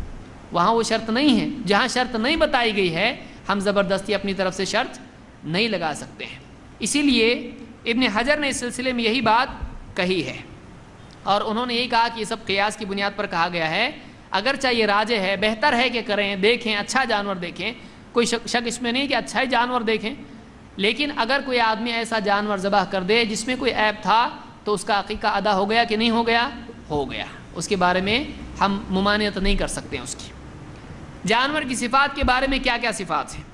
جانور نر ہو یا مادہ ہو، بکرا ہو یا بکری ہو، تو عقیقے میں کیا چلتا ہے؟ اللہ کے رسول صلی اللہ علیہ وسلم فرماتے ہیں عن الغلام شاتان وعن الجاریۃ شات، کہ لڑکے کی طرف سے 2 بکریاں، شات بکری کو کہتے ہیں، اور وعن الجاریۃ شات، اور لڑکی کی طرف سے 1 بکری۔ اور آپ نے یہاں یہ کہا کہ لا یضرکم اذکرانا کن ام اناثا، کوئی پرابلم نہیں چاہے وہ نر ہوں یا مادہ ہو، یعنی بکری کی فیملی میں ہو، اب وہ نر ہو تو بھی چلے گا یا مادہ ہو تو بھی چلے گا، نر مادہ کا نہیں۔ بولے بعض لوگ یہ کہتے ہیں لڑکا ہوا نا تو بکرا، لڑکی ہوئی تو بکری، یہ بہت بڑے فقیہ کا قول دکھتا ہے یہ۔ تو اسلام میں ایسا نہیں ہے کچھ بھی، بکرا ہو بکری ہو چلتا ہے۔ تو آپ صلی اللہ علیہ وسلم فرمایا کہ لا یضرکم اذکرانا کن ام اناثا، چاہے وہ نر ہو یا مادہ ہو تم کو کوئی مسئلہ نہیں ہے، لا یضرکم، کوئی ضرر نہیں، کوئی حرج نہیں۔ اس کو امام احمد، ابو داؤد، ترمذی، نسائی، حاکم اور ابن حبان نے روایت کیا ہے، اور اسی طرح سے ترمذی کی ایک اور سند سے بھی روایت آئی ہے۔ جانوروں کے بارے میں یہ بھی صفت دیکھنا چاہیے کہ دونوں جانور برابر ہوں، یعنی ایک ایک دم چھوٹا ایک ایک دم بڑا، ایسا نہیں ہونا چاہیے، دونوں بھی کیا ہوں؟ سملر ہوں، دونوں بھی کیا ہوں؟ برابری کے ہونا چاہیے۔ اسی لیے اللہ کے رسول صلی اللہ علیہ وسلم نے فرمایا عن الغلام شاتان مکافأتان وعن الجاریۃ شات، یعنی جو لڑکا ہے اس کی طرف سے آپ عقیقہ کر رہے ہیں تو 2 جانور ہوں گے، تو آپ نے کیا فرمایا؟ دیکھیے 2 کی دلیل اور ایک یہ بھی مل رہی ہے ہم کو کہ 2 ہوں، کیسے ہونے چاہیے؟ برابر ہونا چاہیے۔ اگر ایک ہی ہوتا تو برابر کا مسئلہ ہی نہیں ہے، لیکن آپ نے کیا کہا؟ لڑکے کی طرف سے 2 جانور ہونے چاہیے، اور وہ دونوں کیسے ہونے چاہیے؟ برابر ہونا چاہیے، یعنی دونوں کے جسمانی حیت کے اعتبار سے دونوں ایکول ہونا چاہیے۔ یہ سنن امام احمد نے اور اسی طرح سے امام ابو داؤد، نسائی، ابن ماجہ، ابن حبان وغیرہ نے روایت کیا ہے، اور طبرانی میں بھی یہ روایت موجود ہے، اور یہ صحیح روایت ہے۔ اور ایک اور روایت جو سنن ابی داؤد میں ہے اس میں مکافأتان کی تفسیر موجود ہے۔ اللہ کے نبی صلی اللہ علیہ وسلم نے فرمایا کہ شاتانی مثلانی، 2 بکریاں ہوں، کیسی ہوں؟ مثلان، دونوں بھی سملر ہونا چاہیے، ایکول ہونا چاہیے، برابر ہونا چاہیے۔ تو یہ سنن ابی داؤد کی روایت ہے اور یہ صحیح روایت ہے۔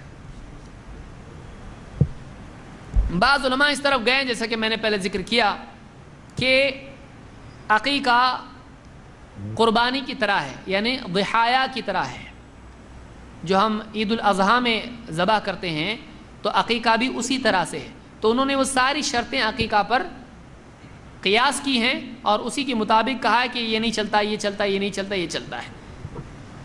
اور حصے وغیرہ وہ ساری تفصیل انہوں نے اس کے ساتھ جوڑ دی ہے. اسی لیے امام مالک کہتے ہیں العقیقۃ بمنزلۃ النسک والضحایا، کہتے ہیں کہ عقیقہ جو حج کی قربانی ہوتی ہے یا جو ضحایا ہوتا ہے جیسے عید الاضحیٰ میں ہم یہاں کرتے ہیں تو یہ اسی کی طرح ہے.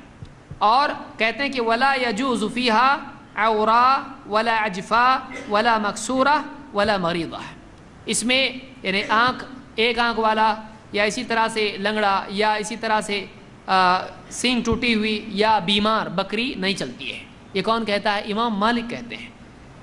اور یہ تحفۃ المودود میں ابن قیم نے اس کو ذکر کیا ہے، لیکن یہ امام مالک کا قول ہے. ابن حجر کہتے ہیں کہ وَاسْتَدَلَّ بِإِطْلَاقِ الشَّاةِ وَالشَّاتَيْنِ عَلَىٰ أَنَّهُ لَا يُشْتَرَطُ فِي الْعَقِيقَةِ مَا يُشْتَرَطُ فِي الْأُضْحِيَّةِ، یعنی کہتے ہیں علماء نے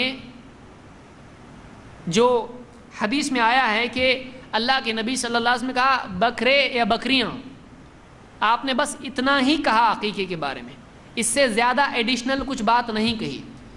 اگر کہی تو بس اتنا کہا کہ دونوں ایکول ہونا چاہیے، اور آپ نے چھوٹ دے دی بکرا ہو یا بکری، تو یہ کچھ صفات آپ نے بیان کی ہیں.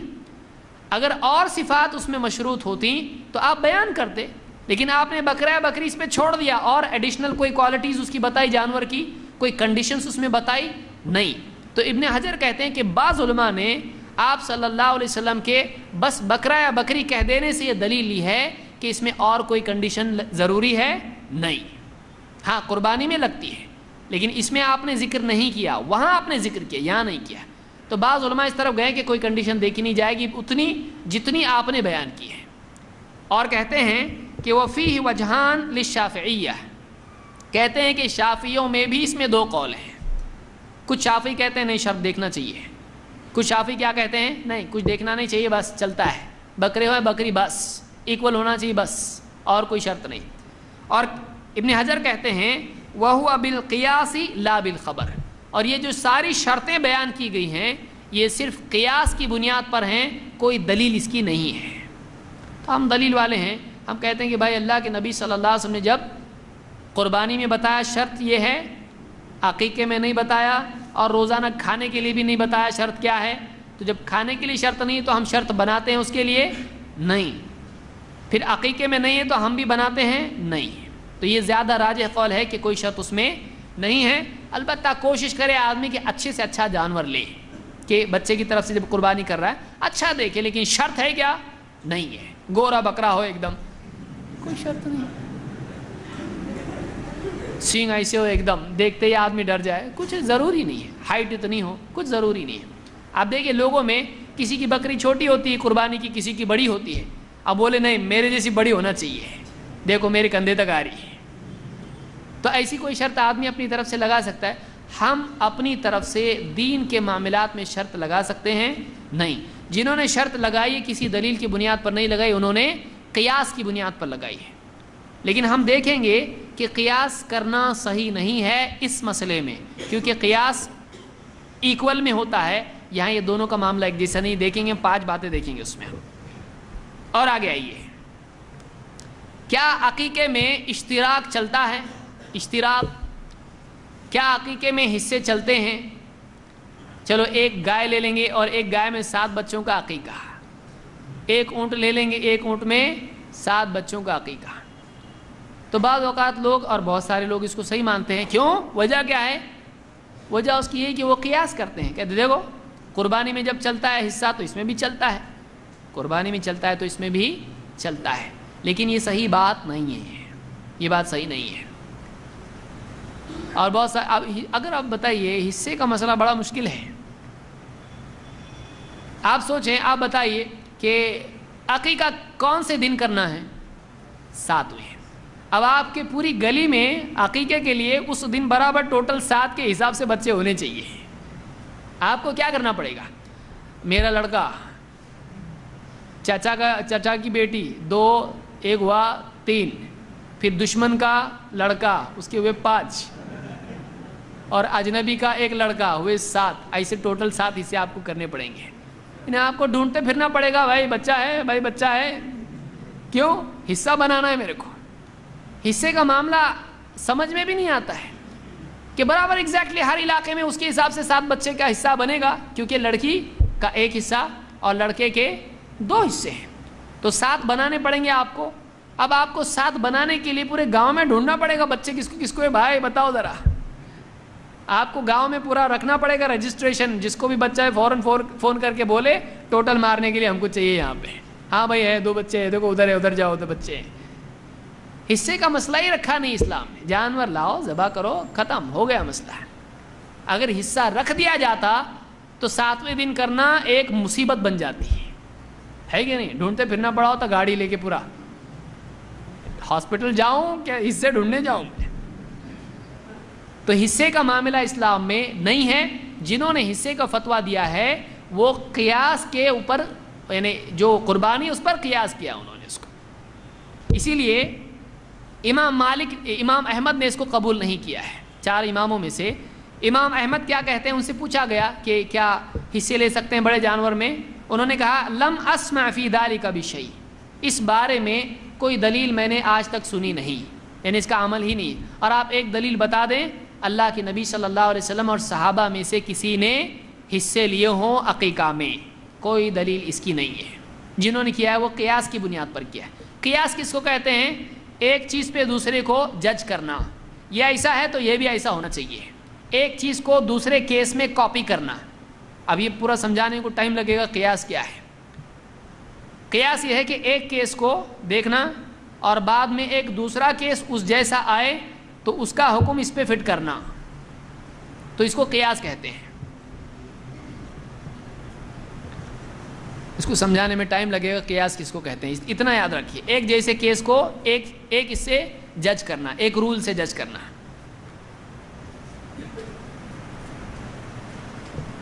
ابن قیم کہتے ہیں سنت رسول اللہ صلی اللہ علیہ وسلم احق و اولا ان تتبع، اللہ کے رسول صلی اللہ علیہ وسلم کی سنت زیادہ حقدار ہے کہ اس کی اتباع کی جائے۔ اللہ کے رسول صلی اللہ علیہ وسلم کی سنت کیا ہے؟ آپ کا طریقہ کیا ہے؟ لڑکے کی طرف سے 2 بکرے یا بکری اور لڑکی کی طرف سے 1، یہ زیادہ حقدار ہے کہ ہم اس پر چلیں۔ وَهُوَ الَّذِي شَرَعَ الْإِشْتِرَاكَ فِي الْهَدَايَا، اللہ کے نبی صلی اللہ علیہ وسلم نے قربانی کے جانوروں میں اشتراک کو جائز قرار دیا، لیکن وَشَرَعَ فِي الْعَقِيقَةِ عَنِ الْغُلَامِ دَمَيْن مُسْتَقِلَّيْن، کہتے لیکن آپ نے عقیقے میں 2 خون لڑکے کی طرف سے مشروع کیے۔ قربانی میں تو آپ نے بتایا وہاں پر حصہ چلے گا، لیکن یہاں پر آپ نے عقیقہ میں کیا کہا؟ ایک لڑکے کی طرف سے 2 مستقل جانور چاہیے، اور کہتے ہیں کہ لا یقوم مقامہما جزور ولا بقرۃ، اور ان 2 کے بدلے میں نہ اونٹ کافی ہو سکتا ہے اور نہ ان کے بدلے میں گائے کافی ہو سکتی ہے۔ یہ کون کہہ رہا ہے؟ ابن قیم رحمۃ اللہ علیہ تحفۃ المودود میں کہتے ہیں۔ تو معلوم ہوا کہ یہ سارا معاملہ قیاس کی بنیاد پر ہے، جو ہم کو نبی نے بتایا کرنے کا، چھٹی ختم ہو گیا، آزاد ہو گیا آدمی۔ اپنی طرف سے خواہ مخواہ آدمی نئے چیزیں نکالے گا، مصیبت آئے گی۔ اگر ایک طرف ایک عالم کا فتویٰ ہے، دوسری طرف دوسرے عالم کا بھی فتویٰ ہے، تو آپ کس کے فتوے کو مانو گے؟ ہمارا منہج یہ ہے کہ ہم اس عالم کے فتوے کو مانتے ہیں جس کا فتویٰ اللہ کے نبی صلی اللہ علیہ وسلم کے قول و عمل سے زیادہ میچ ہوتا ہے، اور اس کے مطابق معلوم ہوتا ہے کہ ہم کو 2 اور 1 ہی کی گنتی یاد رکھنا چاہیے، 7 والی گنتی یاد نہیں رکھنا چاہیے۔ اسی طرح سے کبھی ایسا ہو سکتا ہے کہ کسی کے ہاں بچہ پیدا ہو اور اس کا عقیقہ عین قربانی کے دن آ جائے، تو کیا وہ 1 تیر سے 2 شکار کر سکتا ہے؟ کیا وہ ایسا کر سکتا ہے کہ قربانی اور عقیقہ دونوں میں ایک ہی چیز کی نیت کر لے؟ بعض علماء اس طرف گئے کہ ایسا کر سکتے ہیں، اور بعض علماء نے کہا کہ ایسا نہیں کر سکتے ہیں۔ امام احمد کے اس سلسلے میں 3 اقوال ہیں۔ ایک کہتے ہیں کہ عبداللہ ابن احمد اپنے والد سے روایت کرتے ہیں، امام احمد کے بیٹے کہتے ہیں کہ سألت ابی عن العقیقۃ یوم الاضحیٰ، میں نے اپنے باپ سے قربانی کے دن، عید الاضحیٰ کے دن عقیقے کے بارے میں پوچھا۔ تجزئ ان تکون اضحیۃ و عقیقۃ، کہا کہ کیا عقیقہ اور قربانی دونوں کی نیت سے ایک جانور چل جاتا ہے؟ قال اما اضحیہ و اما عقیقہ علی ما سمیہ، انہوں نے کہا کہ یا تو عقیقہ ہے یا تو قربانی ہے، جو نام لے گا وہ ہوگا، کیونکہ نام لینا پڑتا ہے، یعنی قربانی ہے جو نیت اس نے کی ہے، عقیقہ کی ہے تو عقیقہ ہے، اور اضحیہ کی ہے تو اضحیہ کی ہے، ایک ساتھ دونوں نہیں کر سکتے ہیں۔ تو اس طرح سے امام احمد سے اس کا یہ قول آیا کہ نہیں، اور بعض روایت ان سے یہ بھی آئی کہ چلتا ہے، اس لیے ابن قیم کہتے ہیں کہ ثلاث روایات عن ابی عبداللہ احمد بن حنبل احداها اجزاؤها عنهما والثانیہ وقوعها عن احدهما والثالثہ التوقف۔ امام احمد کا ایک قول یہ ہے کہ دونوں چلتے ہیں، ایک قول ہے کہ دو میں سے ایک ہی چلتا ہے، ایک ہے کہ نہیں معلوم۔ تو یہاں پر جو ہے یہ تین قول امام احمد سے، تو یہاں بھی کنفیوژن ہے۔ امام مالک نے صاف اس کا انکار کر دیا ہے۔ امام مالک سے پوچھا گیا کہ وسئل مالک عن رجل كان سابع ابنه يوم الاضحى وليس عنده الا شاة هل تجزئ عنه في العقيقة والاضحية، کہتے ہیں کہ امام مالک سے پوچھا گیا کہ بچے کا 7واں دن قربانی کا دن ہے اور اس کے پاس ایک ہی بکری ہے، کیا اس کی طرف سے عقیقہ اور قربانی دونوں ہو جائے گی ایک ہی جانور میں؟ فقال بل يعق بها، انہوں نے کہا کہ نہیں، بلکہ اس کو چاہیے کہ اس کا عقیقہ کرے، یعنی عقیقہ باقی ہے اس پر، قربانی اور عقیقہ ایک ساتھ ایک جانور میں جمع نہیں ہوگا، اس کو عقیقہ کرنا چاہیے۔ تو اس سے معلوم ہوا، یہ البیان و تحصیل میں اس کو ابو الولید محمد ابن احمد ابن رشد القرطبی نے ذکر کیا ہے۔ تو علماء میں اس میں اختلاف ہے۔ صحیح بات یہ ہے کہ عقیقہ الگ ہے اور قربانی الگ ہے۔ آپ بولیں گے کیا دلیل ہے کہ دونوں الگ ہیں؟ آئیے 5 باتیں کم سے کم دونوں کے الگ ہونے کی بتا سکتے ہیں، اور جب 2 کیس الگ ہو گئے تو ایک کو دوسرے پر قیاس کر سکتے ہیں؟ نہیں۔ مثال کے طور پر اگر کوئی صاحب کہیں کہ جس کا بھی سفید شرٹ ہے اس کو بلاؤ، تو ظاہر بات ہے بلانے والے کو کیا کرنا پڑے گا؟ ہر ایک کو دیکھنا پڑے گا، ہاں اس کا سفید شرٹ ہے، آ جاؤ اندر۔ اب وہ نام پوچھنا وغیرہ وغیرہ اس کو کوئی ضرورت نہیں ہے، وہ کنڈیشن دیکھے گا سفید شرٹ، اب وہ جس کا بھی سفید شرٹ ہوگا اس کو اندر بلائے گا۔ سمجھ میں آ رہا؟ قیاس اس کو کہتے ہیں کہ ایک حکم دیا گیا ہے، اس کنڈیشن میں جو بھی بیٹھ رہا ہے سب کو لو۔ لیکن اگر کوئی نیلا شرٹ پہن کے آ گیا تو اب بولے گا شرٹ تو ہے نا، سفید شرٹ، 2 باتیں تھی، سفید اور شرٹ، تو شرٹ ہے تو شرٹ والے کو لے سکتا ہے؟ نہیں، ساری شرطیں پوری ہونی چاہیے۔ سمجھ میں آ رہی؟ بہت آسان کر کے سمجھانے کی کوشش کر رہا ہوں، اصول الفقہ میں آتا ہے، کسی اور درس میں ہم اس کو تفصیل سے دیکھیں گے۔ تو کیا یہاں پر دونوں سیم ہیں یا الگ الگ ہیں؟ عقیقہ اور قربانی سیم ہیں یا الگ ہے؟ آئیے دیکھتے ہیں۔ پہلا فرق دونوں میں کیا ہے، عقیقے میں اور قربانی میں؟ عقیقہ زندگی میں ایک بار ہے یا ہر سال؟ عقیقہ زندگی میں ایک بار ہے، لیکن قربانی ہر سال ہے۔ تو دونوں کا معاملہ کیا ہے؟ الگ الگ ہے، کہ یہ ہر سال کیا جاتا ہے، قربانی ہر سال کی جاتی ہے، اور عقیقہ تو اگر دونوں سیم ہیں، عقیقہ کا حکم قربانی ہی کا ہے، تو آپ کو ہر سال کیا کرنا پڑے گا؟ عقیقہ، نانا کا عقیقہ، دادا کا عقیقہ، ہر سال آ رہا۔ اور لوگ کتنے عقیقہ کرتے ہیں؟ بولے عقیقہ قربانی کی طرح ہے، تو ہر سال عقیقہ کرنا چاہیے، کیونکہ قربانی کیا ہے؟ ہر سال ہے۔ تو یہ فرق ہے کہ عقیقہ ایک بار ہے اور قربانی ہر سال ہے۔ نمبر 2، عقیقہ میں جانور کے سلسلے میں لڑکے اور لڑکی کا فرق آیا ہے۔ مرد اور عورت کا کیا ہے عقیقہ میں؟ فرق ہے۔ آپ نے کہا لڑکے کی طرف سے 2 جانور اور لڑکی کی طرف سے 1 جانور، لیکن اگر قربانی کا معاملہ ہے، ایک عورت قربانی کرنا چاہتی ہے تو کتنے جانور، اور آدمی کرنا چاہتا ہے تو ایک عورت ہے، مالدار ہے، اس کے پاس مال ہے، وہ قربانی کرنا چاہتی ہے، اس کو قربانی میں کتنے جانور ذبح کرنے پڑیں گے؟ 1، اس کے اوپر 1 ہی جانور کرنا ہے۔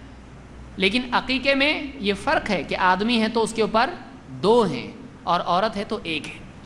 قربانی میں ایسا نہیں کہ ارے آدمی ہیں، عقیقہ دونوں 1 ہیں تو 2 جانور قربانی کر، نہیں، بلکہ عقیقہ میں کیا ہے؟ 2 ہیں اور قربانی میں 1 ہے۔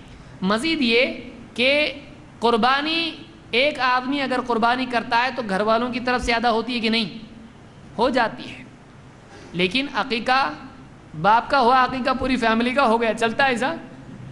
میرا عقیقہ ہو گیا، سب کا ہو گیا، یہاں تو جڑواں کا بھی ہے۔ تو اس طرح سے مطلب یہ فرق ہے۔ اسی طرح سے عقیقہ اور قربانی کا شرعی حکم، اس میں بھی فرق ہے۔ مثلا جو علماء قربانی کے واجب ہونے کے قائل ہیں، جیسے احناف، وہ کہتے ہیں قربانی کیا ہے، ہر سال واجب ہے، وہ عقیقہ کو واجب مانتے ہیں؟ نہیں، بولتے کیا تو بھی چلتا نہیں، کہ بلکہ بعض علماء تو ان میں مکروہ کے قائل ہیں۔ تو اس میں حکم کا ہی فرق ہے، ایک کمپلسری ایک کمپلسری نہیں ہے، تو دونوں کو ایک ایسا کر رہے ہیں، دونوں کو ایک جیسا کر سکتے ہیں؟ نہیں۔ اور بعض علماء عقیقہ کے واجب ہونے کے قائل ہیں اور قربانی کے واجب نہیں ہونے کے قائل ہیں، جیسے کہ اصحاب الحدیث۔ اور بعض اس میں بھی فرق ہے علماء میں۔ ابو بکر صدیق رضی اللہ عنہ سے آتا ہے کہ وہ نہیں کرتے تھے بعض اوقات قربانی، تو قربانی کمپلسری نہیں ہے اور عقیقہ کمپلسری، تو بعض علماء میں الٹا ہے، قربانی ان کے یہاں کمپلسری ہے اور عقیقہ کمپلسری نہیں، تو دونوں کا حکم بھی الگ ہو رہا ہے ان کے پاس، تو دونوں کو سیم کیسا بول سکتے ہیں؟ نمبر 4، کچھ لوگوں کے لیے درس بڑا بھاری ہو رہا ہوگا، بہت آج علمی باتیں آ رہی ہیں، میں سوچ کے آیا تھا کچھ تو بولا بھالا درس ہوگا ایک دم، لیکن کبھی ایسا بھی ہونا چاہیے۔ دیکھیے قرآن و سنت میں کتنا ہے، اور علم زندگی کے معاملات کے سلسلے میں، ابھی بچہ پیدا ہو 7واں دن ہے، 7ویں دن سے شروع ہوئی کتاب ہماری، کتنا مواد ہمارے پاس ہے۔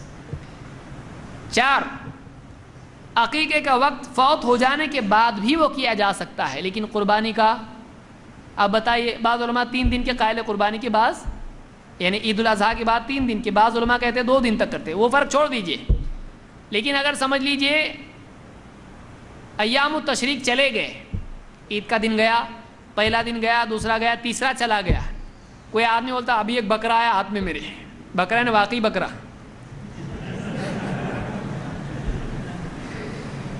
تمثیلی نہیں، اصل کا بکرا، سینگ والا بکرا آیا، اب وہ قربانی کے دن گزر جانے کے بعد 1 ہفتہ چلا گیا، اب قربانی کر سکتا ہے؟ نہیں، دن چلے گئے، لیکن عقیقہ کر سکتا ہے، فرق ہے، عقیقہ بعد میں بھی کر سکتا ہے، لیکن قربانی اس کے دن نکل جانے کے بعد وہ کوئی کرے تو ہوگی قربانی نہیں، لیکن عقیقہ کرے تو ہوگا عقیقہ، دونوں میں فرق ہے۔ اسی طرح سے بعض علماء مثلا احناف کے نزدیک قربانی کے لیے نصاب ضروری ہے۔ حنفی علماء کیا کہتے ہیں کہ زکوٰۃ اتنی نکلتی ہو، صاحب نصاب ہو تو اس پر قربانی ہے کہ نہیں ہے؟ بہت سارے لوگ وہیں سے آئے نا، تو پہلے علماء یہی کہتے ہیں حنفی علماء کہ جو زکوٰۃ والا ہے وہ قربانی والا ہے، جس پہ زکوٰۃ نہیں ہے اس پہ قربانی بھی نہیں ہے، حنفی علماء یہ کہتے ہیں۔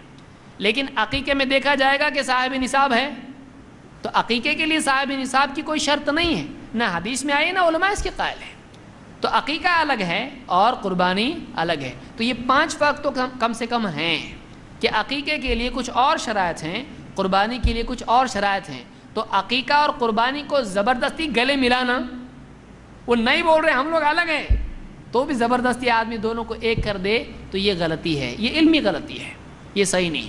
اس لیے راجح قول اس میں یہی ہے کہ عقیقہ الگ ہے، قربانی الگ ہے، دونوں الگ الگ ہے۔ اس لیے عقیقے میں حصے چلیں گے، 3-4 بچے ایک ہی جانور میں کھپا دیے نہیں چلے گا۔ کچھ لوگ آتے ہیں بولتے میرے 4-5 بچے ہیں، ان کا عقیقہ نہیں ہوا ہے، سب کے لیے ایک بڑا جانور لے لو، سب کا عقیقہ ایک ہی اس میں۔ ابن قیم کہتے ہیں یہ صحیح نہیں ہے، اس لیے کہ اس کو آزاد کرنے کے لیے بچے کے لیے ایک مستقل اس کی طرف سے دم ضروری ہے، اس کی طرف سے ایک مستقل جانور ضروری ہے، حصے یعنی ان سب کی طرف سے ایک ایسا نہیں چلے گا، ہر ایک کے لیے مستقل ضروری ہے، تو حصے اس میں نہیں چلتے ہیں اور شروط وغیرہ اس طرح کی اس میں نہیں ہیں۔ اور آگے آئیے،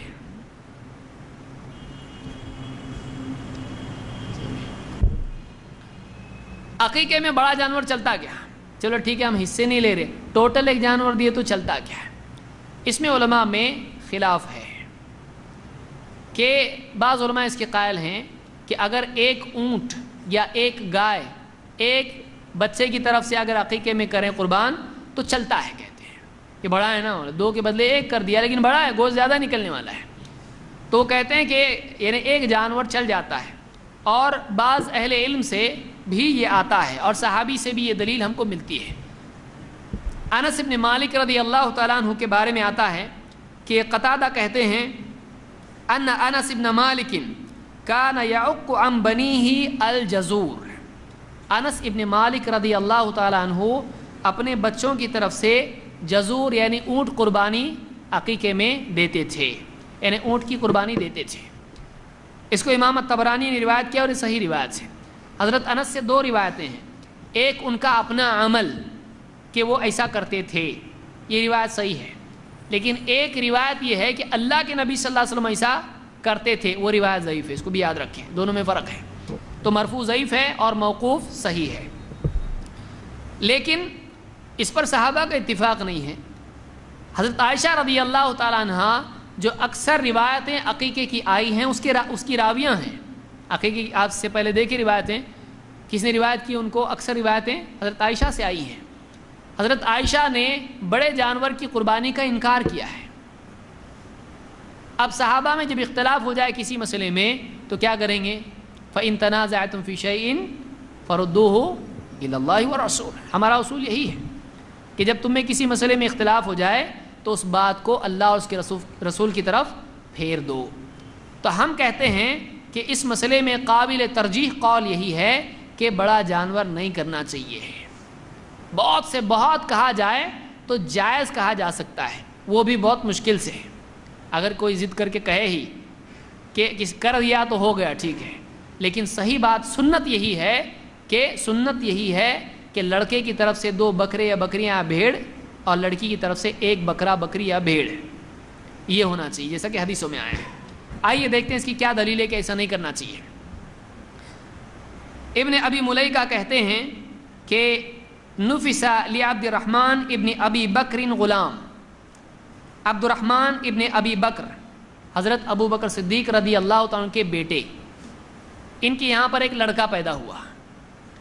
فقیل لعائشہ رضی اللہ عنہا، حضرت عائشہ سے کہا گیا یا ام المؤمنین اقی علیہ او قال عنہ جزورا، کہ اس بچے کی طرف سے، یعنی حضرت ابو بکر صدیق کے بیٹے ہیں، بھائی ہیں ان کے حضرت عائشہ کے، ان کے بچے کی طرف سے ایک اونٹ کی قربانی عقیقے میں دی گئی۔ حضرت عائشہ سے کہا گیا، جواب میں انہوں نے کیا کہا؟ فقالت معاذ اللہ، اللہ کی پناہ۔ حضرت عائشہ کیا کہہ رہی ہیں؟ جیسے آدمی کہتا ہے اعوذ باللہ، کیا کر رہے ہیں، استغفر اللہ، اعوذ باللہ۔ حضرت عائشہ نے کیا کہا؟ معاذ اللہ، اللہ کی پناہ۔ ولیکن ما قال رسول اللہ صلی اللہ علیہ وسلم، بلکہ ایسا ہونا چاہیے جیسا اللہ کے رسول صلی اللہ علیہ وسلم نے کہا ہے۔ کیا؟ شاتانی مکافئتان، ہونا کیسا چاہیے؟ جو اللہ کے نبی صلی اللہ علیہ وسلم کا حکم ہے، 2 برابر کی بکریاں، ایسا ہونا چاہیے۔ اور یہ جو اونٹ کیا، اللہ کی پناہ کیا کیا؟ تو حضرت عائشہ نے کیا کیا؟ اس پر انکار کیا۔ تو جب صحابہ میں کسی چیز میں اختلاف ہو جائے تو اس میں ہم کو کیا کرنا پڑے گا؟ ترجیح دینا پڑے گا کس کا قول راجح ہے، کس کا قول زیادہ مضبوط ہے۔ اور حدیثیں چونکہ 2 کی ہیں اور حضرت عائشہ کا فتویٰ بھی یہاں پر 2 کا ہے، اور اس پر انہوں نے ناراضگی کا اظہار کیا، بلکہ معاذ اللہ کہا، اعوذ باللہ کہا، اس سے معلوم ہوتا ہے کہ وہ صحیح نہیں ہے، مناسب نہیں ہے، انہوں نے انکار کیا اس کے اوپر۔ اگر بہت زیادہ کوئی کہتا ہے، ضد کرتا ہے، تو یہ کہا جا سکتا ہے کہ جائز ہے، لیکن یہ اس میں کراہت ہے، مناسب نہیں ہے ایسا کرنا، مناسب نہیں ہے ایسا کرنا۔ صحیح اور سنت یہی ہے کہ 2 جانور کیے جائیں، یہ سنت سے ہٹ کر ہے، قولی اعتبار سے بھی عملی اعتبار سے۔ ہمارے نزدیک ایسا کرنا صحیح نہیں ہے۔ امام البیہقی نے اس روایت کو ذکر کیا اور اس کی سند حسن درجے کی ہے۔ عقیقہ کب کرنا چاہیے؟ کون سا دن عقیقے کا ہے؟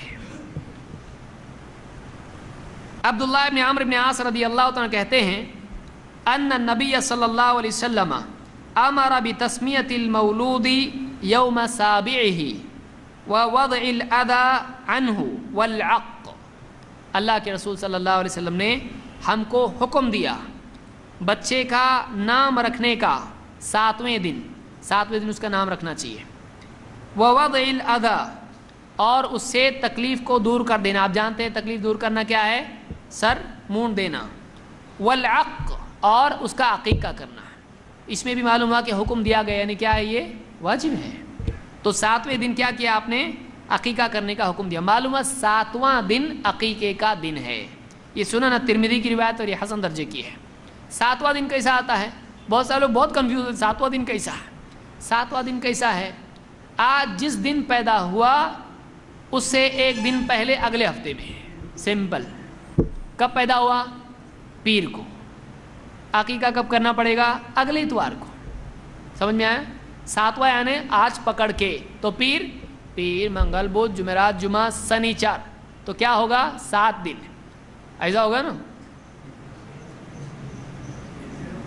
پیر منگل بدھ جمعرات جمعہ چھوڑ دیے نا، جمعہ سنیچر اور اتوار.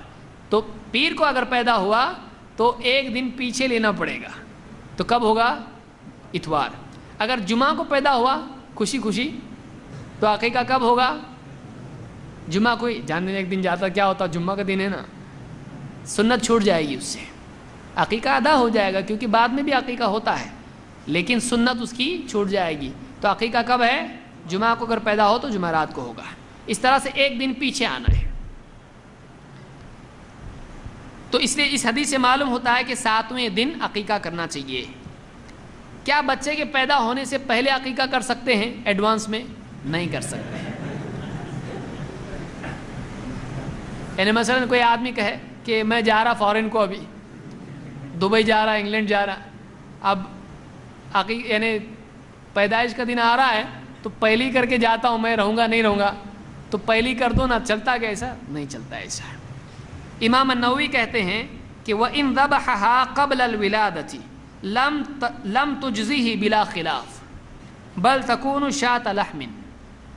المجموع میں امام النووی نے بات کہی ہے، کہتے ہیں کہ اس میں کوئی اختلاف نہیں ہے، سارے علماء کا اتفاق ہے کہ اگر بچے کی پیدائش سے پہلے کوئی عقیقہ کر دے تو اس کا عقیقہ نہیں ہوا. اس کا عقیقہ نہیں ہوا تو پھر وہ حلال ہے کہ نہیں کھانا؟ کہتے ہیں کہ وہ بس گوشت رہا، عقیقہ نہیں ہوا. یعنی وہ کھا سکتے ہیں کہ نہیں؟ پھر عقیقہ نہیں ہوا تو کیا حرام ہو گیا؟ نہیں. گوشت حلال ہے لیکن وہ کیا ہے؟ بس گوشت ہے. جیسے روزانہ آدمی اپنی بکری ذبح کر کے کھائے ویسا ہے وہ، لیکن وہ عقیقہ ہے، عقیقہ ادا نہیں ہوا. تو بچے کے پیدا ہونے سے پہلے عقیقہ نہیں کر سکتے ہیں. اگر عقیقے کا وقت نکل جائے، کوئی آدمی کسی وجہ سے عقیقہ 7واں دن چلا گیا، اب کیا عقیقہ کرے نہیں کرے، کیا کرے؟ اس بارے میں شیخ عثیمین کہتے ہیں، یہ حال ہی کے عالم ہیں، کہتے ہیں کہ من لم يعق عن احد من اولاده فماذا عليه الان. کسی نے ان سے پوچھا کہ کسی کا عقیقہ نہیں ہوا، اس نے نہیں کیا عقیقہ اپنی اولاد کا، تو اب اس پر کیا ہے؟ تو انہوں نے اس بارے میں کہا کہ اذا عق عنهم الان فهو حسن. اگر وہ ابھی بھی ان کا عقیقہ کرے تو یہ اچھا ہے. اور اس کے لیے دلیل کیا ہے؟ بیہقی کی دلیل ہے کہ الغلام مرتہن بعقیقتہ. بچہ اپنے عقیقے کے بدلے کیا ہوتا ہے؟ گروی ہوتا ہے. تو ابھی نہیں تو جبھی بھی ہے اس کو چھڑانا تو پڑے گا کہ نہیں پڑے گا؟ تو وقت نکل جائے تو اس کے بعد بھی اپنے بچے کو چھڑانا ضروری ہے. تو اس نے عقیقہ کرنا چاہیے بعد میں بھی. اور انہوں نے یہاں پر یہ بھی کہا کہ اگر اس کے پاس نہیں ہے کچھ بھی تو اس پر لازم ہے نہیں. اگر اس کے پاس پیسہ نہیں ہے تو اس پر لازم نہیں ہے، لیکن 7ویں دن کے بعد بھی وہ عقیقہ کر سکتا ہے.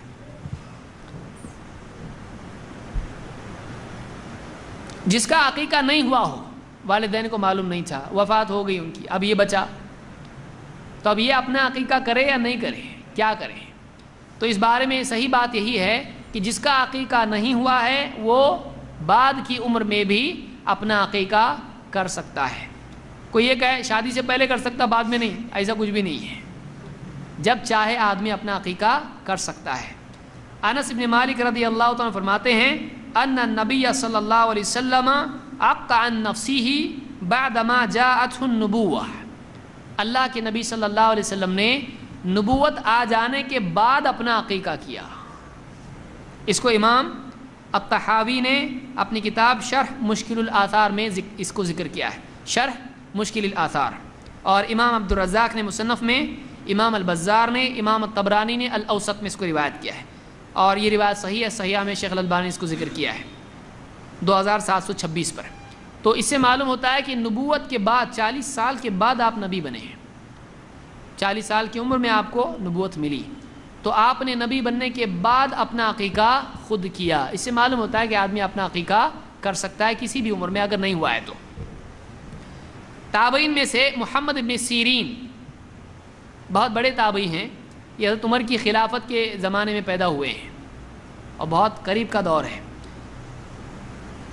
وہ کہتے ہیں لو اعلم انه لم يعق عني لعققت عن نفسي، اگر مجھ کو معلوم ہو جاتا کہ میرا عقیقہ نہیں ہوا ہے تو میں خود اپنا عقیقہ کرتا۔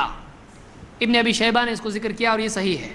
اسی طرح سے حسن بصری، سارے صوفی اپنا رشتہ ان سے جوڑتے ہیں، حسن بصری رحمۃ اللہ علیہ یہ بھی تابعی ہیں، کہتے ہیں کہ اذا لم يعق عنك فعق عن نفسك وان كنت رجلا، کہتے ہیں کہ اگر تیرا عقیقہ نہ ہوا ہو تو خود تو اپنی طرف سے عقیقہ کر، چاہے تو رجل ہو چکا ہو، یعنی تو ایک آدمی بن چکا ہو، بچہ نہیں تو ابھی تو بڑا آدمی ہو گیا، پھر بھی تو اپنا عقیقہ کر۔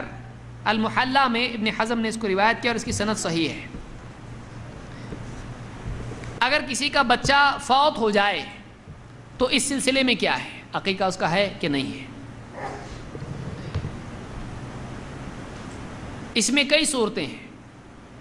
ایک یہ کہ بچہ پیدا ہو اور اس کی وفات ہو جائے اور عقیقے کا دن نکل جائے، مطلب 7ویں دن تک وہ تھا اور پھر اس کے بعد اس کی وفات ہوئی اور عقیقہ کوئی نہیں کیا تو اس کا عقیقہ ہے کہ نہیں؟ اب سوچیے، اس کو یاد رکھیں، تھوڑا کنفیوز ہو جائیں گے ایک دم۔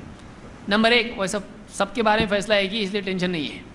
اگر 7ویں دن تک بچہ تھا اور اس کی وفات ہو گئی لیکن باپ کسی وجہ سے عقیقہ نہیں کر سکا، ICU میں تھا بچہ، بھاگ دوڑ میں ٹائم نکل گیا، ایک دم ٹینشن تھا، بیوی اس کی جو ہے اس کے پریشانی تھی، کچھ وقت نکل گیا اور بچے کی موت ہو گئی، اس پہ عقیقہ ہے یا نہیں؟ 7ویں دن سے پہلے بچے کی وفات ہو گئی تو عقیقہ ہے یا نہیں؟ بچہ پیدا ہوا اور 9واں مہینہ تھا، اچھا مطلب، اور بچہ پیدا ہوا تو بچہ زندہ پیدا نہیں ہوا، فوت شدہ ہی پیدا ہوا، مرا ہوا بچہ پیدا ہوا، یا بچہ 4 مہینے سے پہلے کا، جس کو سخت کہتے ہیں یا جس کو جنین کہتے ہیں عربی زبان میں، جنین ہے وہ، تو 4 مہینے سے پہلے ہی حمل ساقط ہو گیا تو اس پر عقیقہ ہے یا نہیں؟ تو کئی صورتیں اس میں ہو رہی ہیں۔ 4 مہینے سے پہلے حمل ساقط ہو جائے، 4 مہینے کے بعد حمل ساقط ہو جائے، بچہ مرا ہوا پیدا ہو، بچہ پیدا ہو 7ویں دن سے پہلے مر جائے، اور بچہ 7ویں دن کے بعد پیدا، یعنی 7ویں دن کے بعد مر جائے اور اس کا عقیقہ نہ ہوا ہو۔ ان ساری صورتوں میں کیا حکم ہے؟ اس میں صحیح بات یہی ہے کہ جنین کو چھوڑ کر سب کا عقیقہ ہے۔ کیوں؟ اس لیے کہ 4 مہینے سے پہلے بچے میں روح ہوتی ہے نہیں، روح کب آتی ہے؟ جب 4 مہینے مکمل ہو جاتے ہیں، تو روح آنے کے بعد خود وہ ایک زندہ شخصیت ہے، اس میں زندگی تھی، اور وہ بچہ مر جانے کے بعد میں والدین کی قیامت کے دن سفارش کرے گا کہ نہیں؟ سفارش کرے گا، یعنی وہ ایک پرسنالٹی ہے، وہ اولاد اس کی شمار ہوتی ہے کہ نہیں؟ اب یہ حدیث جس کو معلوم ہے اس کو جلدی سمجھ میں آئے گا، کیونکہ حدیث میں اللہ کے نبی صلی اللہ علیہ وسلم نے فرمایا کہ جس کے بچے بچپن ہی میں، بالغ ہونے سے پہلے جو بچہ مر جائے، بچپن ہی میں مر جائے، قیامت کے دن وہ اپنے والدین کا ہاتھ پکڑ کے ان کو جنت میں لے جائیں گے۔ اور ایک روایت میں آپ نے، اس پہ میں مستقل درس لینے والا ہوں، جن کے بچے فوت ہو جاتے ہیں ان کے بارے میں کیا آیا ہے کتاب و سنت میں، یہ ایک مستقل موضوع ہے۔ اللہ کے نبی صلی اللہ علیہ وسلم نے فرمایا، ایک مجلس میں آپ نے صحابیات سے پوچھا کہ تمہارے نزدیک یعنی بانجھ عورت کون ہے؟ لوگوں نے کہا جس کو اولاد نہ ہو وہی بانجھ ہے۔ آپ نے کہا نہیں، بانجھ وہ ہے جس نے اپنے آگے کوئی بچہ نہ بھیجا ہو، یعنی جس کا بچہ بچپن ہی میں نہ مرا ہو۔ تو یہ انسان کے لیے اگرچہ دنیاوی اعتبار سے دکھ کی بات ہے، لیکن آخرت کے اعتبار سے خوشخبری ہے کہ قیامت کے دن اس کے بچے اس کے انتظار میں ہوں گے، اور اس کے بچے ہاتھ پکڑ کے اللہ کے ہاں حجت کر کے، سفارش کر کے اپنے ماں باپ کو جنت میں لے جائیں گے۔ تو معلوم ہوا کہ یہ بچے بچپن ہی میں مر جائیں جن میں روح ہے، وہ ایک شخصیت ہے، وہ انہی کا بچہ شمار ہوتا ہے، لیکن روح نہیں ہے تو وہ گوشت کا لوتھڑا ہے اور کچھ بھی نہیں ہے۔ وہ شخصیت نہیں ہے۔ اس لیے علماء نے کہا کہ جن کا بچہ 4 مہینے کے بعد ساقط ہو جائے اس کا نام بھی رکھا جائے گا، کیونکہ وہ ایک انسان ہے۔ اور یہ بہت سارے لوگوں کے لیے نہیں بات ہوگی، ورنہ عام طور سے علماء کا یہی فتویٰ ہے، اس کا نام بھی رکھا جائے گا اور اس کا عقیقہ بھی کیا جائے گا، چاہے وہ مرا ہوا پیدا ہو۔ 4 مہینے کے بعد اگر بچہ پیدا ہوتا ہے تو اس کا بھی عقیقہ ہے، اس لیے کہ اس میں روح تھی۔ یہی فتویٰ اللجنۃ الدائمہ کا ہے۔ میں عربی عبارت پوری نہیں پڑھ رہا ہوں اس لیے کہ لمبا ہو جائے گا۔ یہی فتویٰ اللجنۃ الدائمہ کا ہے، شیخ بکر ابو زید، اسی طرح سے شیخ صالح الفوزان، عبدالعزیز آل شیخ جو اس وقت میں سعودی عرب کے چیف مفتی ہیں، سب سے بڑے مفتی ہیں، شیخ عبدالعزیز آل شیخ، عبدالعزیز آل شیخ، نابینا ہے وہ، اور ان سے پہلے جو تھے شیخ عبدالعزیز بن باز، ان سب کا یہی فتویٰ ہے کہ بچے کی وفات ہو جائے تو اس کا کیا ہے؟ عقیقہ ہے۔ ہاں، صرف جنین کا عقیقہ نہیں ہے۔ کیا دلیل ہے؟ حدیث میں خود ہے مال غلام عقیقہ، ہر بچے کے ساتھ عقیقہ ہے، اس کو بچہ گنتے ہو اپنا، اس کے ساتھ عقیقہ ہے۔ اسی طرح سے حدیث میں ہے کہ کل غلام رہینۃ بعقیقتہ، ہر بچہ اپنے عقیقے کے بدلے میں گروی ہوتا ہے، اس کو بچہ گنتے ہو تو وہ تمہارا بچہ ہے، کیونکہ اس میں جان تھی، اس میں روح تھی، پھر وہ مر گیا۔ تو یہ حدیث عام ہے اس اعتبار سے، مرا ہوا بچہ بھی پیدا ہو تو اس کا بھی عقیقہ ہے۔ اور 4 ماہ سے اگر پہلے پیدا ہو تو جیسا کہ میں بتا چکا ہوں اس کے بارے میں یہی ہے کہ اس کا عقیقہ نہیں ہے، چاہے معلوم ہو کہ یہ یعنی بچہ نر تھا مادہ تھا جو بھی تھا، ٹیکنیکلی اگر معلوم ہوتا ہے تو بھی نہیں، اگر 4 مہینے سے پہلے تھا تو اس کا عقیقہ نہیں ہے۔ اسی طرح سے کچھ اور احکام ہیں کہ عقیقے میں ذبح کیسے کریں، اس کے کیا احکام ہیں، اور بچے کا سر پہلے مونڈیں یا عقیقہ پہلے کریں، کیا پہلے کرنا چاہیے۔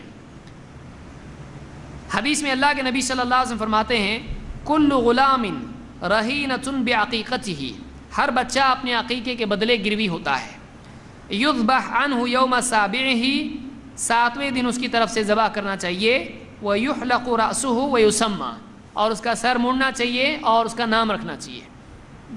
یہاں پر 3 باتیں آپ نے بیان کی، ذبح کرو اور سر مونڈو اور نام رکھو۔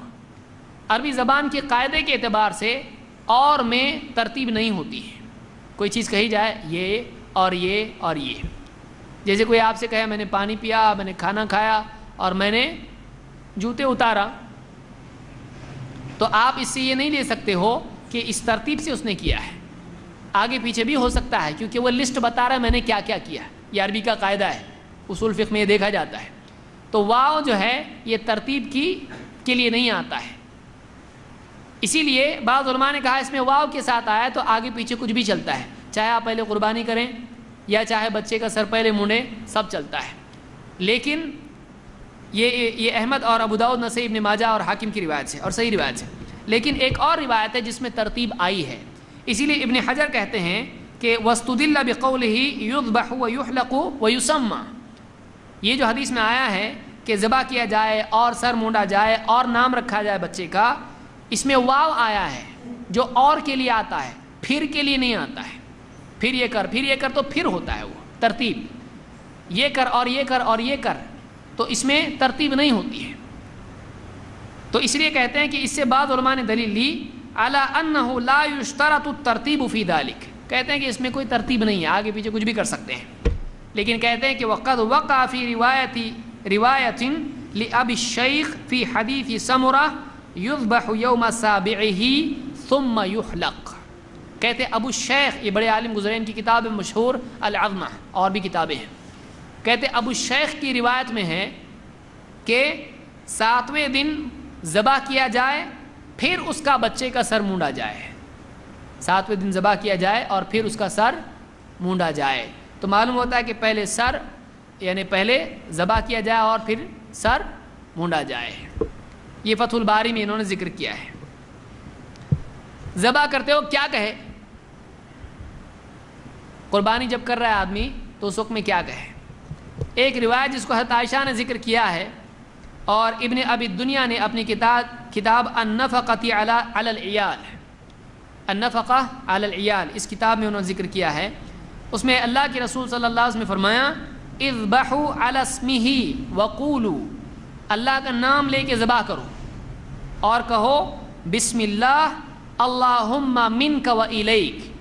بسم اللہ تو کہتے ہیں ہم لوگ، اللہم منک و الیک، اے اللہ تیری ہی طرف سے یہ ہے نعمت بچے کی یا یہ جانور ذبح کرنے کے لیے، اے اللہ تیری ہی طرف سے ہے، وہ الیک اور تیری ہی طرف ہم یہ پہنچا رہے ہیں، یعنی تیرے لیے ہے.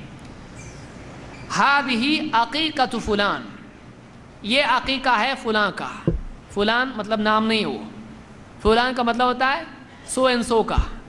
تو وہاں پر کیا ہے، کسی کے بچے کا نام احمد ہے تو کہے گا ہذہ عقیقۃ احمد. تو یہ اللہم منک و الیک، اے اللہ تیری طرف سے ہی ہے اور تیرے لیے ہے اور یہ فلاں کا عقیقہ ہے، اسی لیے جس بچے کا نام ہے عقیقہ اس کا نام لے کے عقیقہ کرے گا. تو یہ النفقہ علی العیال میں ابن ابی الدنیا نے اس کو ذکر کیا ہے. بیہقی میں اسی طرح کی ایک اور روایت ہے اور جس کو امام نووی نے حسن کہا ہے. اس میں اس طرح سے الفاظ ہیں وقولوا بسم اللہ واللہ اکبر. بسم اللہ واللہ اکبر، یہ اللہ اکبر کی زیادتی یہاں پر. بسم اللہ واللہ اکبر اللہم لک و الیک، اے اللہ یہ تیرے ہی لیے ہیں اور تیری ہی طرف ہے، تیری خاطر ہم کر رہے ہیں. ہذہ عقیقۃ فلان، یہ فلاں بچے کا عقیقہ ہے، یہ بچے کا نام لے کے بولنا پڑے گا، اس کا عقیقہ ہے. یہ امام البیہقی نے اس کو اپنی کتاب السنن الکبریٰ میں ذکر کیا ہے اور المجموع میں امام النووی نے اس کو حسن کہا ہے. اس میں اور کچھ چیزیں ہیں کہ بعض علماء اس طرف گئے ہیں کہ جو جانور ہوتا ہے اس کی ہڈیوں کے جوڑ کے علاوہ بیچ میں سے ہڈی توڑنا نہیں چاہیے. اس سلسلے میں ایک حدیث بیان کی جاتی ہے کہ محمد ابن علی ابن حسین ابن علی ابن ابی طالب، ان کی روایت ہے، کہتے ہیں ان نبی صلی اللہ علیہ وسلم قال فی العقیقۃ، آپ صلی اللہ علیہ وسلم نے عقیقے کے بارے میں کہا التی عقتھا فاطمۃ عن الحسن والحسین، جو حضرت فاطمہ نے حسن و حسین کی طرف سے عقیقہ کیا تھا.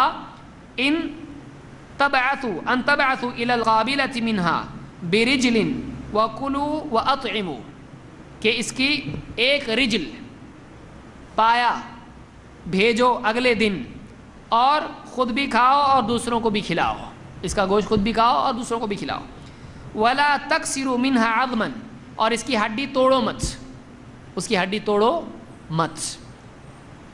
امام ابو داؤد نے المراسل میں اس کو ذکر کیا ہے اور یہ جو حدیث ہے سند کے اعتبار سے ضعیف ہے، اس لیے اس سے دلیل لے لی جا سکتی ہے نہیں. حدیث اگر صحیح ہو تو دلیل لیں گے، لیکن ضعیف حدیث سے دلیل لے سکتے ہیں نہیں. تو بعض علماء اس طرف گئے اس حدیث کی وجہ سے کہ بیچ میں سے ہڈی توڑنا نہیں چاہیے، بلکہ کیا ہے جانور کو ذبح کرتے وقت میں اس کے پورے ہڈیوں کے جوڑ پہ سے اس کو کاٹنا چاہیے، بیچ میں سے جو توڑتے ہیں ہڈی اس کے ٹکڑے نہیں کرنا چاہیے. لیکن یہ بات صحیح نہیں ہے اور سلف میں سے اس کے قائل اگرچہ ہیں. مثال کے طور پر عطا کہتے ہیں، عطا ابن ابی رواح کہتے ہیں کہ تقطع جدولا ولا یکسر لها عظم، کہتے ہیں جوائنٹس پہ سے اس کو کاٹا جائے گوشت کو اور الگ الگ کیا جائے، لیکن اس کی ہڈیوں کو توڑا نہیں جائے. یہ بیہقی میں قول ہے.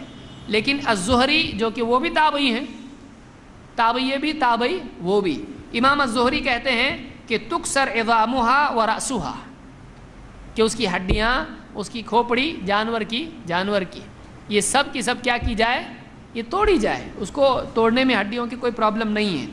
ولا یمس الصبی بشیء من دمها، اور وہ جو خون ہے جانور کے ذبح کرنے کا بچے کے سر پر اس کو ہرگز نہ لگایا جائے. اس کو المحلہ میں ابن حزم نے ذکر کیا ہے اور یہی قول امام مالک اور امام الشافعی کا ہے. یہ الاستذکار میں ابن عبد البر نے اس کو ذکر کیا ہے.